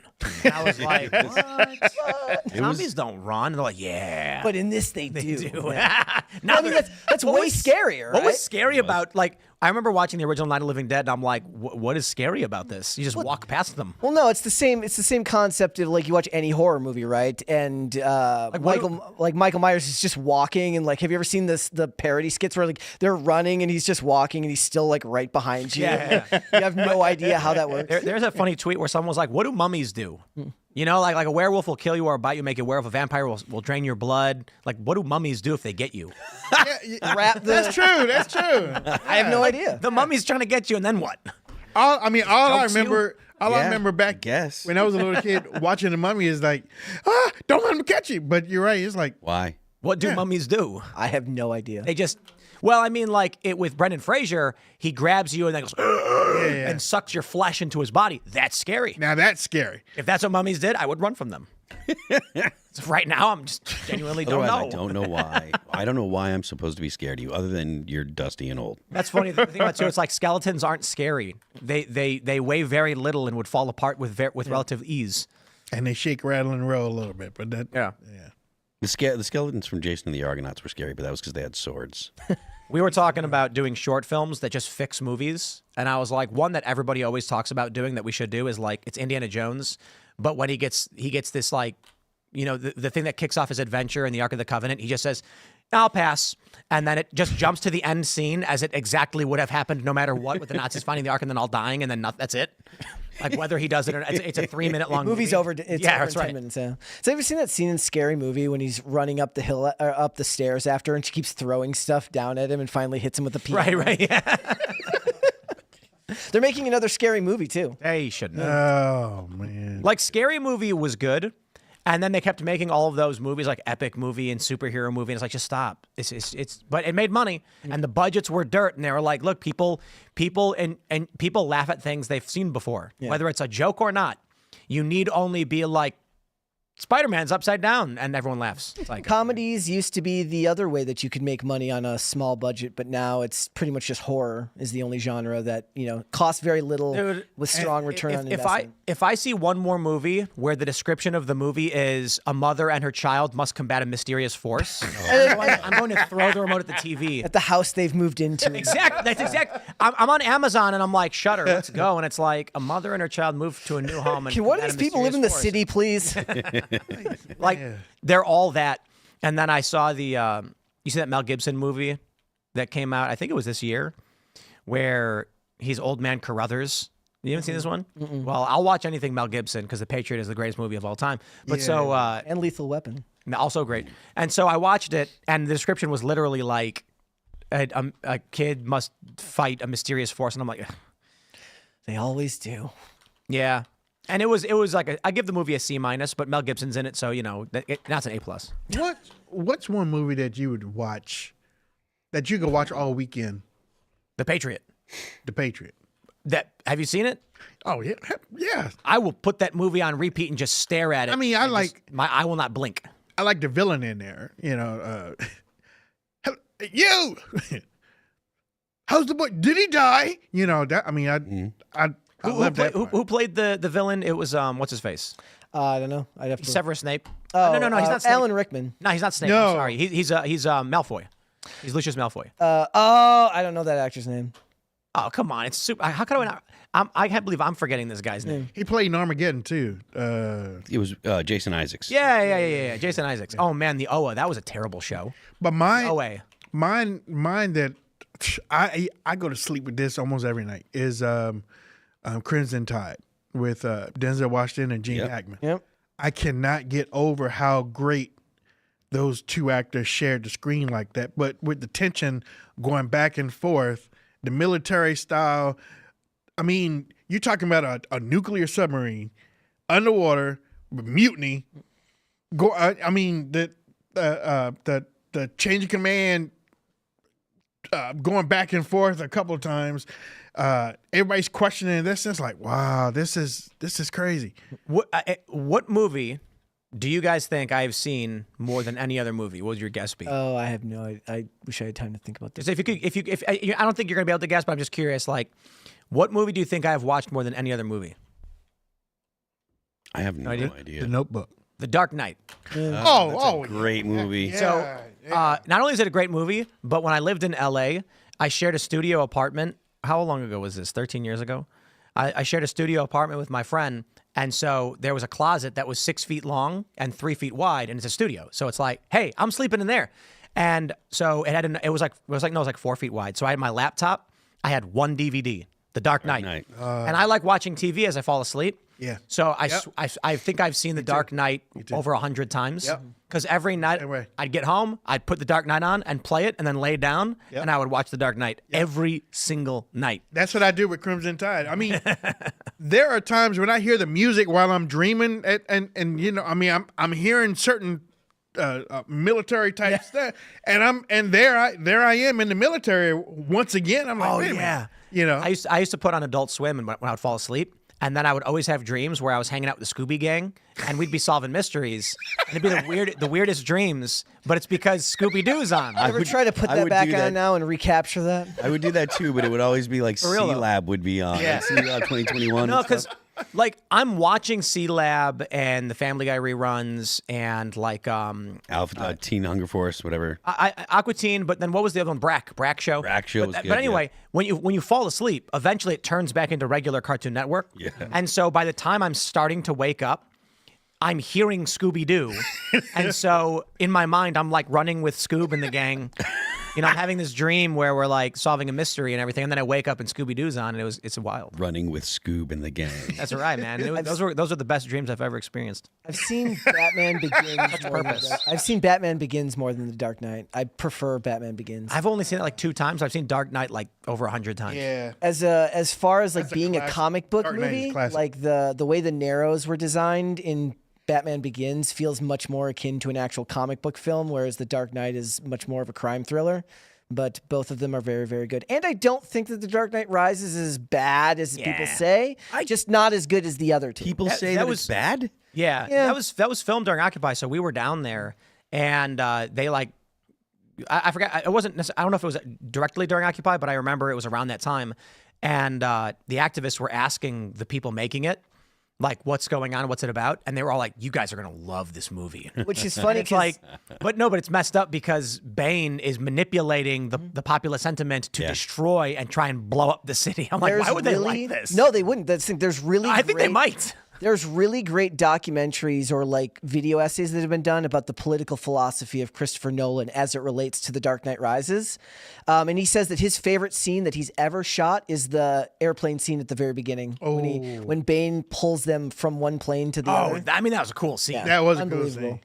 I did really like the Nolan Batman films for things like that. Yeah. That was cool. And in The Dark Knight, when he does the sky hook, that's awesome. And come on, when the Joker makes the pencil disappear, so I'm gone. Well, that's apparently the line where he says, "You think you can just steal from us and walk away?" And he says, "Yeah." That was ad-libbed. Oh, really? That wasn't supposed to be there. If you look in the script, it's not in there. He just said it because he felt like it was in character. Yeah, dude, so good. Or this one is like, He was great. let's not Yeah. lose our head, you know. Yeah. Let's what does he say? Blow or something like that. Out of proportion. Yeah, and he's got his thumb on the grenades. Man, that was very well done. And the crazy thing is, anybody who is smart knows that he's the good guy. Joker is the good guy in that film. Well, I mean, Joker's a good guy, but it doesn't mean that Batman was the bad guy. No, Batman was a bad guy. Haven't you guys seen the essays on this one? The video essays where people have broken this down? You've got a city that is so vile with crime that the League of Assassins are trying to just murder everybody and destroy it. And so the police can't be trusted. The system is bringing no justice. It's only when a violent, wealthy vigilante goes around beating the crap out of people with his bare hands does anything start to change, but only results in escalation. The Joker gets rid of the mob and the vigilante. By the end of The Dark Knight, he's gotten rid of the corrupt psychopathic DA that everyone thought was good, but was actually a murderous lunatic. He's gotten rid of the dangerous vigilante, and he's gotten rid of all of the mafia. All the gang. You could make the argument that he created the dangerous lunatic, given the. But I think the point in these like essay exposés was like Harvey Dent appears to be a Boy Scout, but when put under pressure, quickly turns to villainy and murder. And the point was, should he sit in power for too long, he would have been exposed to that degree of pressure that the Joker put him under, and he would have become a corrupt DA. So the Joker's whole plan was basically clean sweep, and he did what the League of Assassins could not do. And then Dark Knight Rises, Batman's retired and the mob is gone. You see Nobody ever explained those knee implants that the knee braces that just magically fix his knees. I want those. just like Bionic Man. I was like, what is squeezing your knees really tight with like metal Destroy that to wall. fix Yeah, that? just destroy that wall. God darn, man. Yeah, I wish I had that for my military needs. I thought it was funny how they made Catwoman a cat by having her goggles go up and it looked like ears. I'm like, ha ha, very funny. I get it. All right, everybody, we're going to grab those super chats. So I hope you guys are super chatting about movies because that's apparently all we're talking about. Smash the like button, share the show with everyone you know. Become a member at timcast.com. It's Friday. We're chilling. You know, life is good. It's December. Everybody's just counting down the days until we can get to Christmas. Yeah. The best time of the year. Then New Year's. Man, let's go. All right, Polly Pure says, am I first? You are. You win. You can now call yourself doctor. That's the award. The deplorable Mrs. Drake says, Anna Kasparian had an hour-long sit-down with Glenn Beck. That will be out tomorrow on YouTube. Should be interesting. Happy Friday night to all from Indiana. Indiana is very based. We like Indiana. Let's go. Kyle N says, would you allow someone to open a Timcast coffee shop in Texas? Indeed. More updates to come. Can't say much for now. But our mission and our plan is we'd love very much to have 10,000 Casper locations all over the planet, and I think we're doing well. We need a Casper energy drink. That's what I was telling Phil earlier. I was like, I can't drink coffee. Yeah, well, so I mean, we've been discussing that it's not so easy. Look, this is one of the challenges that we have here. If I was solely focused as a CEO on one thing, we'd have the biggest coffee shop chain. We'd have the biggest energy drink company. We work on protein bars. Okay. We just can't get these things off the ground because I don't have time to manage all of these projects and do these shows. So, but we do have some plans, and I think we can figure something out. So we'll get there. Let's go. Grofty says, Phil may not know me, but I know the buck chickens know that. Did you guys hear that shocking report about Pete Hegseth? that he only has 21 chickens. Good grief. He needs to Yeah. Step it up. His mom was on Fox News and she said that, they have someone taking care of 21 chickens, and I was aghast. Those rookie numbers. I know. Pump those numbers. I'm supposed to trust him to be Secretary of Defense, and he only has 21. He doesn't even have a dance party. I bet he hasn't even seen Chicken City. Unreal. No, I'm kidding. 21's actually a pretty base number. My co-host, Jason Robinson, talked about Chicken City a lot. He was like, "Oh my god!" I mean, and he just loves all of y'all. Chickens are awesome. Phil. But yeah, he was like, "Man, y'all, you need to see it." And they got this compound, and they got Chicken City. I mean, the chickens do live better than I do. If you give a $5 super chat to Chicken City, it will dispense mealworms, and they'll all come running. And then every time $100 comes in, a party starts, and then it sprays tons of mealworms and plays dance party music. It's like with us, but without the mealworms. That's right. Well, that's actually where we got the idea for Pop Culture Crisis. So we had chickens, and I was like, can we set something up with a live stream to where people can give money so that it feeds them? And then we were like, we can't do the actual food because they need to eat food all day, but we can do treats like mealworms.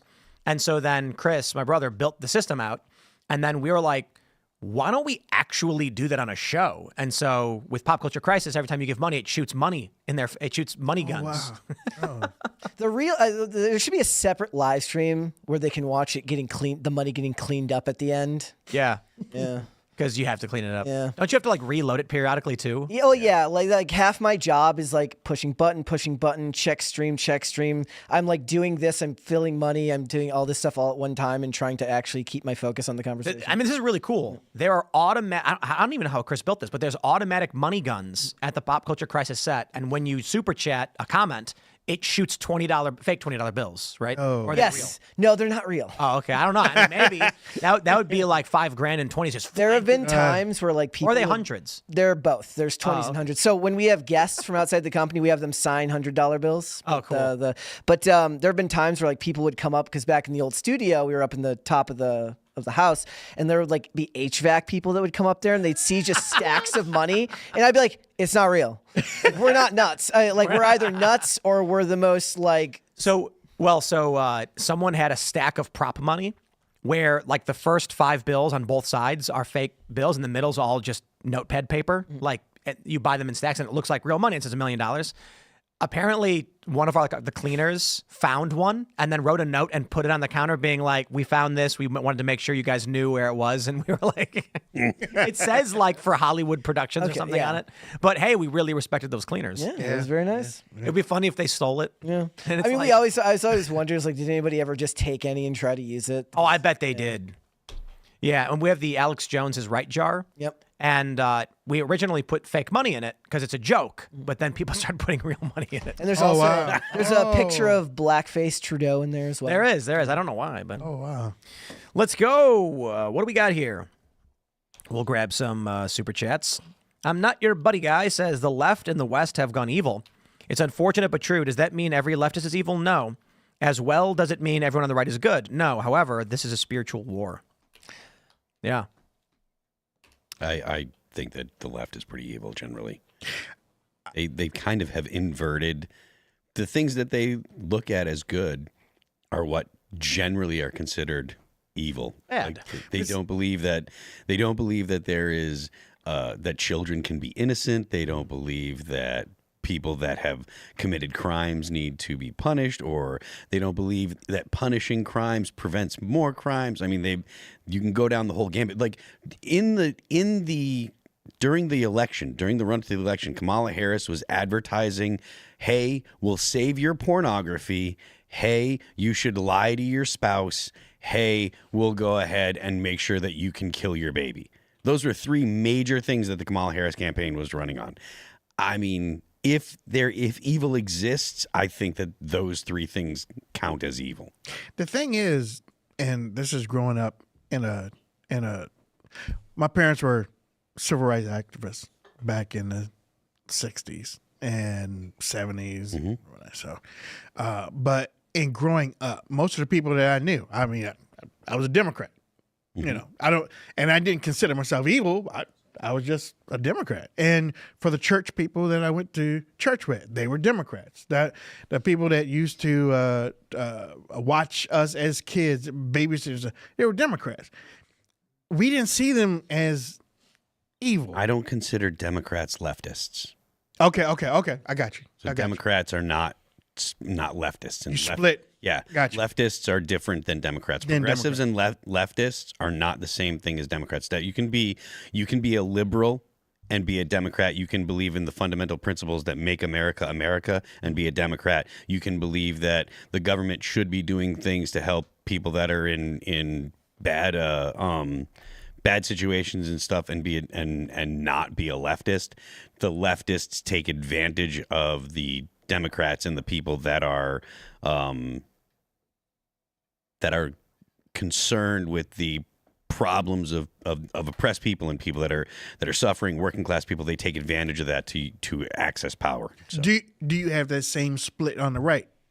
I don't think that the right is the same as the left. No, I think that for a long time the United States was considered a center-right country, and everyone outside of the United States would say everyone in the United States is on the right, or almost everyone in the United States is on the right, and that's because things like property. If you think it's okay to own property, that is a right-leaning idea, and if you think that owning property is a bad thing, that is a leftist idea. And so most Americans think it's okay to own your home and it's okay to own property. And if you have a business, and this is different than having, multinational corporations and stuff, but if you own a business, you are entitled to dispose of the profits from your business however you see fit. These are generally normal things that people on the right and people that are considered Republicans and Democrats have basically for the entire time that the United States has been a country, up until only very recently, the vast, vast majority, 95% of America believe that. Now there's a larger portion of leftists who think that owning property is immoral. Right? Think that it's okay to kill CEOs of big companies because they are hurting people just by being CEOs of big companies. Think that it's okay to expropriate the property of people that have a lot of property because they think it's immoral to have a lot of property. So the leftists, in my estimation, are different than people that would be considered Democrats or on the right. Yeah, I for me, in because I've been on both sides. I know both sides. I mean, I see evil on both sides for me. And where it comes to even where, like when I left the Democrat Party in 2007, I used to wonder why Republicans wouldn't talk to communities, urban communities. Why? What? Because they won't listen to us. Well, that's bullshit. I mean, when I came over, I remember the people in Chicago was like, y'all need to come talk to us. We're ready for a change. Y'all need to come talk to us. GOP didn't want to, the GOP didn't want to make that move. But then there are other things that I have seen along the years. I'm like, wow, this thing is, and it's not the voters. It's the stuff that's happening in D.C. When I went and served in the military, I'm like, I ain't going for the people in D.C. I'm doing it for the American people. Mm-hmm. For me, I wake up in the morning, I go to bed at night. I don't like nobody in D.C. I don't like nobody. Fair enough. They all can kiss my ass. I don't like none of them.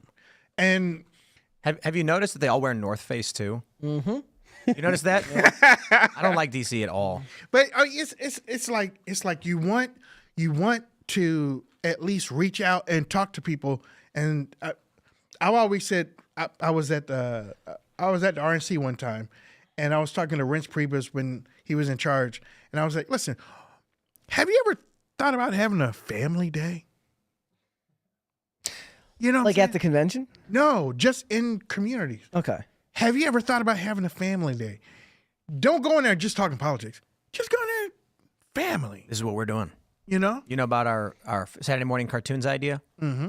We want to do these coffee shops, the Cash Brew coffee shops. Saturday mornings at like 6 or 7 a.m., we do catered breakfast. Families come, and then the kids hang out. There's cartoons playing. Exactly. And it's like cartoons that we choose and are vetted to be not crazy. Yep. So I made it easy. I was like, Bentkey, we're going to be like, and then the idea is in the morning, neighbors get to know each other. Yep. You get to build community with families, and the kids get to make friends, and it builds that communal structure. That's it. I hope we'll get there one day. You know, it's just a lot of work. It's heavy lifting. Yep. But I'm confident. We got big updates coming. We got big news. Sound good. Let's grab some more super chats. We got Live Free or Die says, Anarcho Tyranny, aka Partial Law. Hey, Phil, did you see that Jason won Guitarist of the Year in Nick Nocturnal's Metal Awards show today? Not surprised. Jason's great. There you go. Law of Self-Defense says, can't believe Tim didn't call Law of Self-Defense to take for my take on this. Love you, Tim. We should have, but we don't do calls. We should just have you come down. Maybe we should figure something out. Let me look who's on the roster for next week. Yeah, I don't know. Maybe we should figure something out so we can have you come in opine on what's currently going on. This would be interesting. We'll talk to Bookin about it. Let's go. Jacob Hawley says Reddit has gone absolutely nuts. Star Trek subreddits are even celebrating the CEO's ending. I called it out and reported it to the site admin. I was immediately banned, and the response I got was one word: good. Absolutely sick, dude. This is crazy stuff.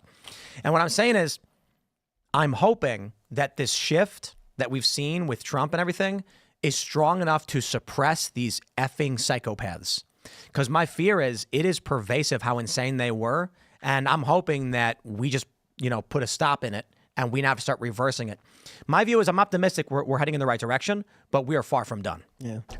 We need a culture that says we're not going to tolerate this.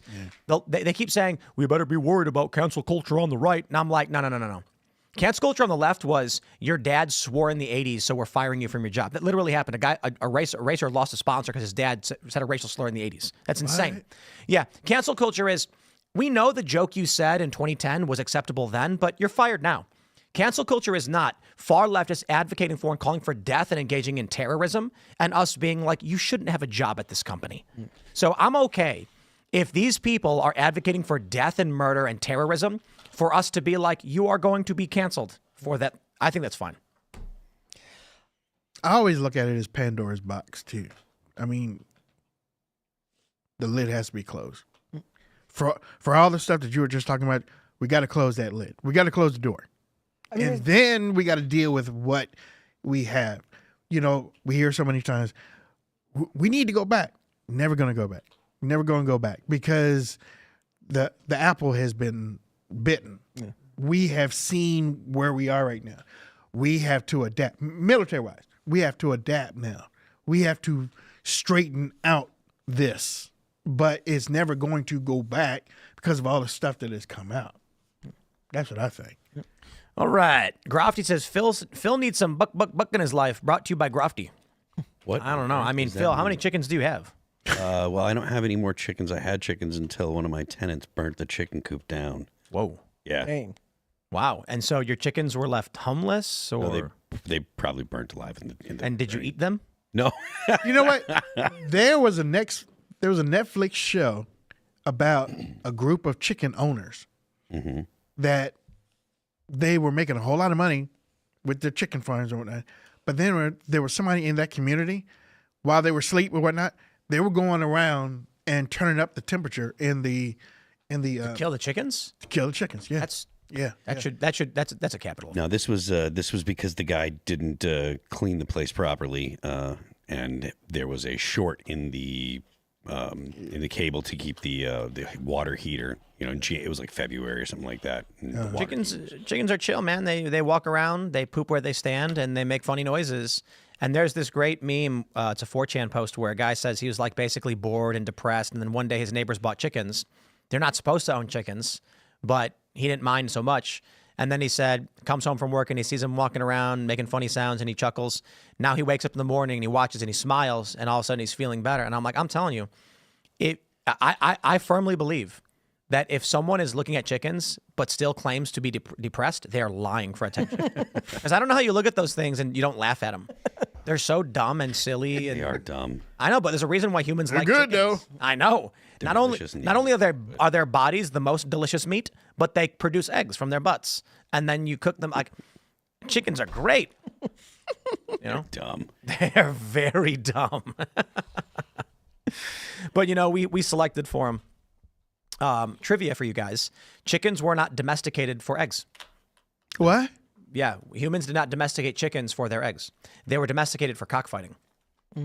Yeah, Really? the Asian guinea fowl, I think it was called. And so they saw the roosters basically would fight when you put them together, and they were like, "Hey, this is funny." And so, but then what happens is when people started trading them around, laughing at the roosters fighting each other and having cockfights, when Europe realized, hey, these birds will lay an egg every single day, because it used to be like, hey, I found some eggs. Good fortune, we can eat them. With chickens, you get a bunch of them, you have eggs every day. They were like, this is incredible. And then chickens became a very important animal because they give you food every day. Yeah. Yeah. And chickens are based. Let's go. All right. Sooner Mouse says, any chance you guys are getting a blockchain crypto expert on soon? Trump picked a pro crypto person to head the SEC, so the industry may take off soon. Charles Hoskinson is who I'd recommend. Love the show, everyone. We have Max and Stacy on periodically, and they were supposed to come on a couple months ago, but something ended up happening. And they're very busy down in El Salvador, but we're good friends and we're big fans. So it would be great to have them on sometime. I'm going to say this. Apparently, the rumor is right now that Donald Trump just bought like $5 million worth of Ethereum and already owns apparently millions of dollars of Ethereum more. Now, I don't know if that's true, and I ain't going to give anybody advice on no finance or anything like that, but I would just estimate, I would assume, if Donald Trump is buying Ethereum and he's going to be president and he appointed a crypto czar, I feel like they're going to want Ethereum to increase in value in some capacity, or Trump expects it to, and that's why he's buying it. I mean, Somebody told him something? Yep. His I'm not- crypto guy said, Trump, when you get in, we're gonna To the moon. to the moon. just the fact that he's a pro crypto, is going to have a pro crypto administration is going to do great things for the whole fintech. And he wasn't on board at first, was he? I don't think so. I don't He think he was wasn't on ever board at anti. first. But actually, yeah, I think early in the days he was saying the dollar's better. We don't want it. But now he's turned around, and he's good. If he launches a Bitcoin reserve for the United States, Yep. which is very smart and should be done, Bitcoin goes up to what, 500,000, some ridiculous number. Because the United States Bitcoin reserve is not going to be a couple $100 million. No. It's going to be probably billions. Yeah. I don't know. What's the gold reserve for the United States? Probably Nothing zero, now. right? Nothing anymore. They're guarding nothing. 8,134 metric tons. Wow. Yo, that is nuts. Really? Jeez. Let's convert that. 8,000 tons is how many ounces in a ton at $2,700 today, I believe. Let's see. So it's $523 billion in gold reserves. That's Right. that's- So could you imagine if he said we're gonna put $250 billion, half of our gold reserves, into Bitcoin? I mean, that's a massive movement. The current price cap, market cap of Bitcoin is like $2 trillion. I mean, it's not like the government can't just print up the money to buy it too. They'll do something like that. But if he wants to launch a reserve and he goes in that direction, he could end up pumping Bitcoin by 20% instantly. Oh, yeah. So not 500,000, but it could jump to 120 as soon as he does it. That's wild. Did you hear that Putin was behind Bitcoin? He probably is. Yeah. It's amazing. It's really funny too because remember that story where Max Kaiser offered Alex Jones 10,000 Bitcoin and Alex was like, I don't know what you're talking about, Max. It's true. It's a true story. Wow. He was trying to give him 10,000 Bitcoin. Just give it to him? But back then it wasn't worth that much. So Alex was like, Max, I don't know what you're talking about. Sure, I appreciate it, whatever. And then just never followed him up on it. Well, they'd have taken it from him anyways. Holy No, cow. but in all seriousness, you always got to mention anybody who had 1,000 Bitcoin 10 years ago would have sold it 7 years ago. Yeah. Probably. The moment it jumped to $10,000, they'd be like, I'm selling this. Yeah. Yeah. When it took that huge dip down to 30 from 60. Yeah. Now it's at 100. Yeah, it's over. I mean, it went to 20 and then it got down to $3,000. Yep. Yeah, But so that was- it's the the wave. Yeah. So now I would imagine it I don't know where it's going to top out. It's going to stabilize. So You think this, but you don't know what's going to happen on this wave. I think we're going to start seeing stable growth, and it's going to turn into something akin to the stocks where you see a 5% growth each year or something like this. Considering the halvings that happen, the halvenings where it becomes harder and harder to produce Bitcoin, that's going to usually cause a spike. I don't know. I'm not an economist. I don't know. But I do kind of feel like that we're moving past the point of collapsibility in Bitcoin.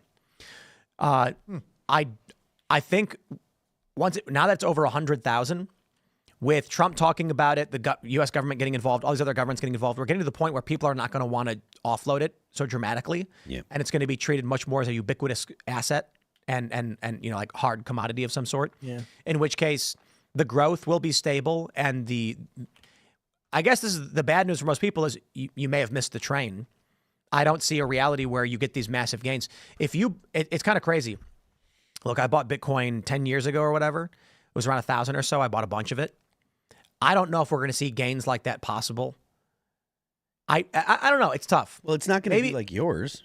No, but maybe I could be wrong, because I think in 10 years it could be $1 million. Yeah, if it goes to $1 million, that's right. It's and not so the you don't same need to as yours. spend $100,000 right now in a Bitcoin, but that's still only a 10x return. Yeah. So for me, I'm looking at like a 73x return on 10 years ago. As it gets bigger and bigger, people can still buy smaller fractions of Bitcoin. I just think we're getting to a stability period where it's going to be ubiquitous and it's going to find its equilibrium. I believe you're just putting a little bit in each paycheck to it, dollar cost averaging. I'm going to say this, dude. If I could go back in time, I wouldn't bring the lottery numbers with me. I would just have my direct deposit be split between Bitcoin and dollars. Yeah. Because it's funny, because a couple of years ago we were talking about should we give people a portion of their paychecks in Bitcoin? That sounds like a good idea. Yeah, let's look into it. And then we never did. And I know everybody who works here would have wished we did, because they'd be looking at a 3x return on whatever they got paid. Who's that football? Odell Beckham did his in Bitcoin a couple years ago, and now everybody's talking about now he looks smart for where it is right now for versus what? How many years ago? It's like 3 or 4 years When ago. that would have been like right after it hit 15, like when Russia invaded Ukraine and it dipped really far. Mm-hmm. I remember when it was at 70 cents. So. Yeah. Anyway, guys, smash the like button, share the show with everyone you know, become a member over at timcast.com if you want to support our work. Thank y'all so much for hanging out. It is Friday, and it's Twitter payday, by the way. Everybody's posting their Twitter earnings. I love that everyone does that. For those that are wondering, I got about $4,000 from Twitter, and I'm super excited. It's amazing that I can post my shenanigans and make money doing it. I absolutely love it. So you can follow me on X. Did I say Twitter? You can follow me on X at Timcast. You can follow me on Instagram at Timcast.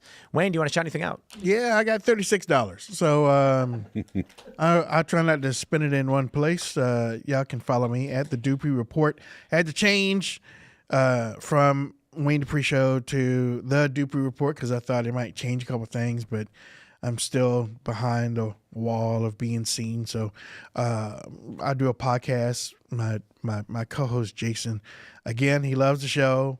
He's there tonight watching it, but we do it Monday, Tuesday, Wednesday, Thursday between 12 and 1. And we've been doing it for about 12, 13 years. We've seen a lot. We've been a lot. And but we always come back with trying to be honest with everything that we see. So, but y'all are great. Just watching you on video and then just being here live and stuff like that. I mean, just chatting up with the guys, no agenda is great. Y'all got a solid place here. Man, I pray nothing but success for y'all in the future. Cheers, man. Thank you. Cheers. Yeah. Guys, if you want to follow me, I am on Instagram and on Twix at Brett Dasovic on both of those platforms. But what you should do is you should check out Pop Culture Crisis. We are live Monday through Friday at 3 p.m. Eastern Standard Time, noon Pacific. Come and join us. It's a lot of fun. I am Phil That Remains on X. You can subscribe to me there. I'm Phil That Remains Official on Instagram. I have some big news. The release date for our upcoming album has finally been made public. The album is called Anti-Fragile. The release date is January 31st, 2025. Get your pre-orders now. The link to the pre-orders is on my X page. It's the pinned tweet. The band is All That Remains. You can follow us on YouTube, Amazon Music, Apple Music, Spotify, Pandora, and Deezer. If you want to get a taste of what's coming on the new record, you can go check out our videos for Forever Cold, Let You Go, No Tomorrow, and Divine on all of those platforms. And don't forget, The Left Lane is for crime. All right, everybody, we are back. We're going to be back on Monday, of course. We have an awesome week coming up, so we're really excited. Hope to see you there. Thanks for hanging out.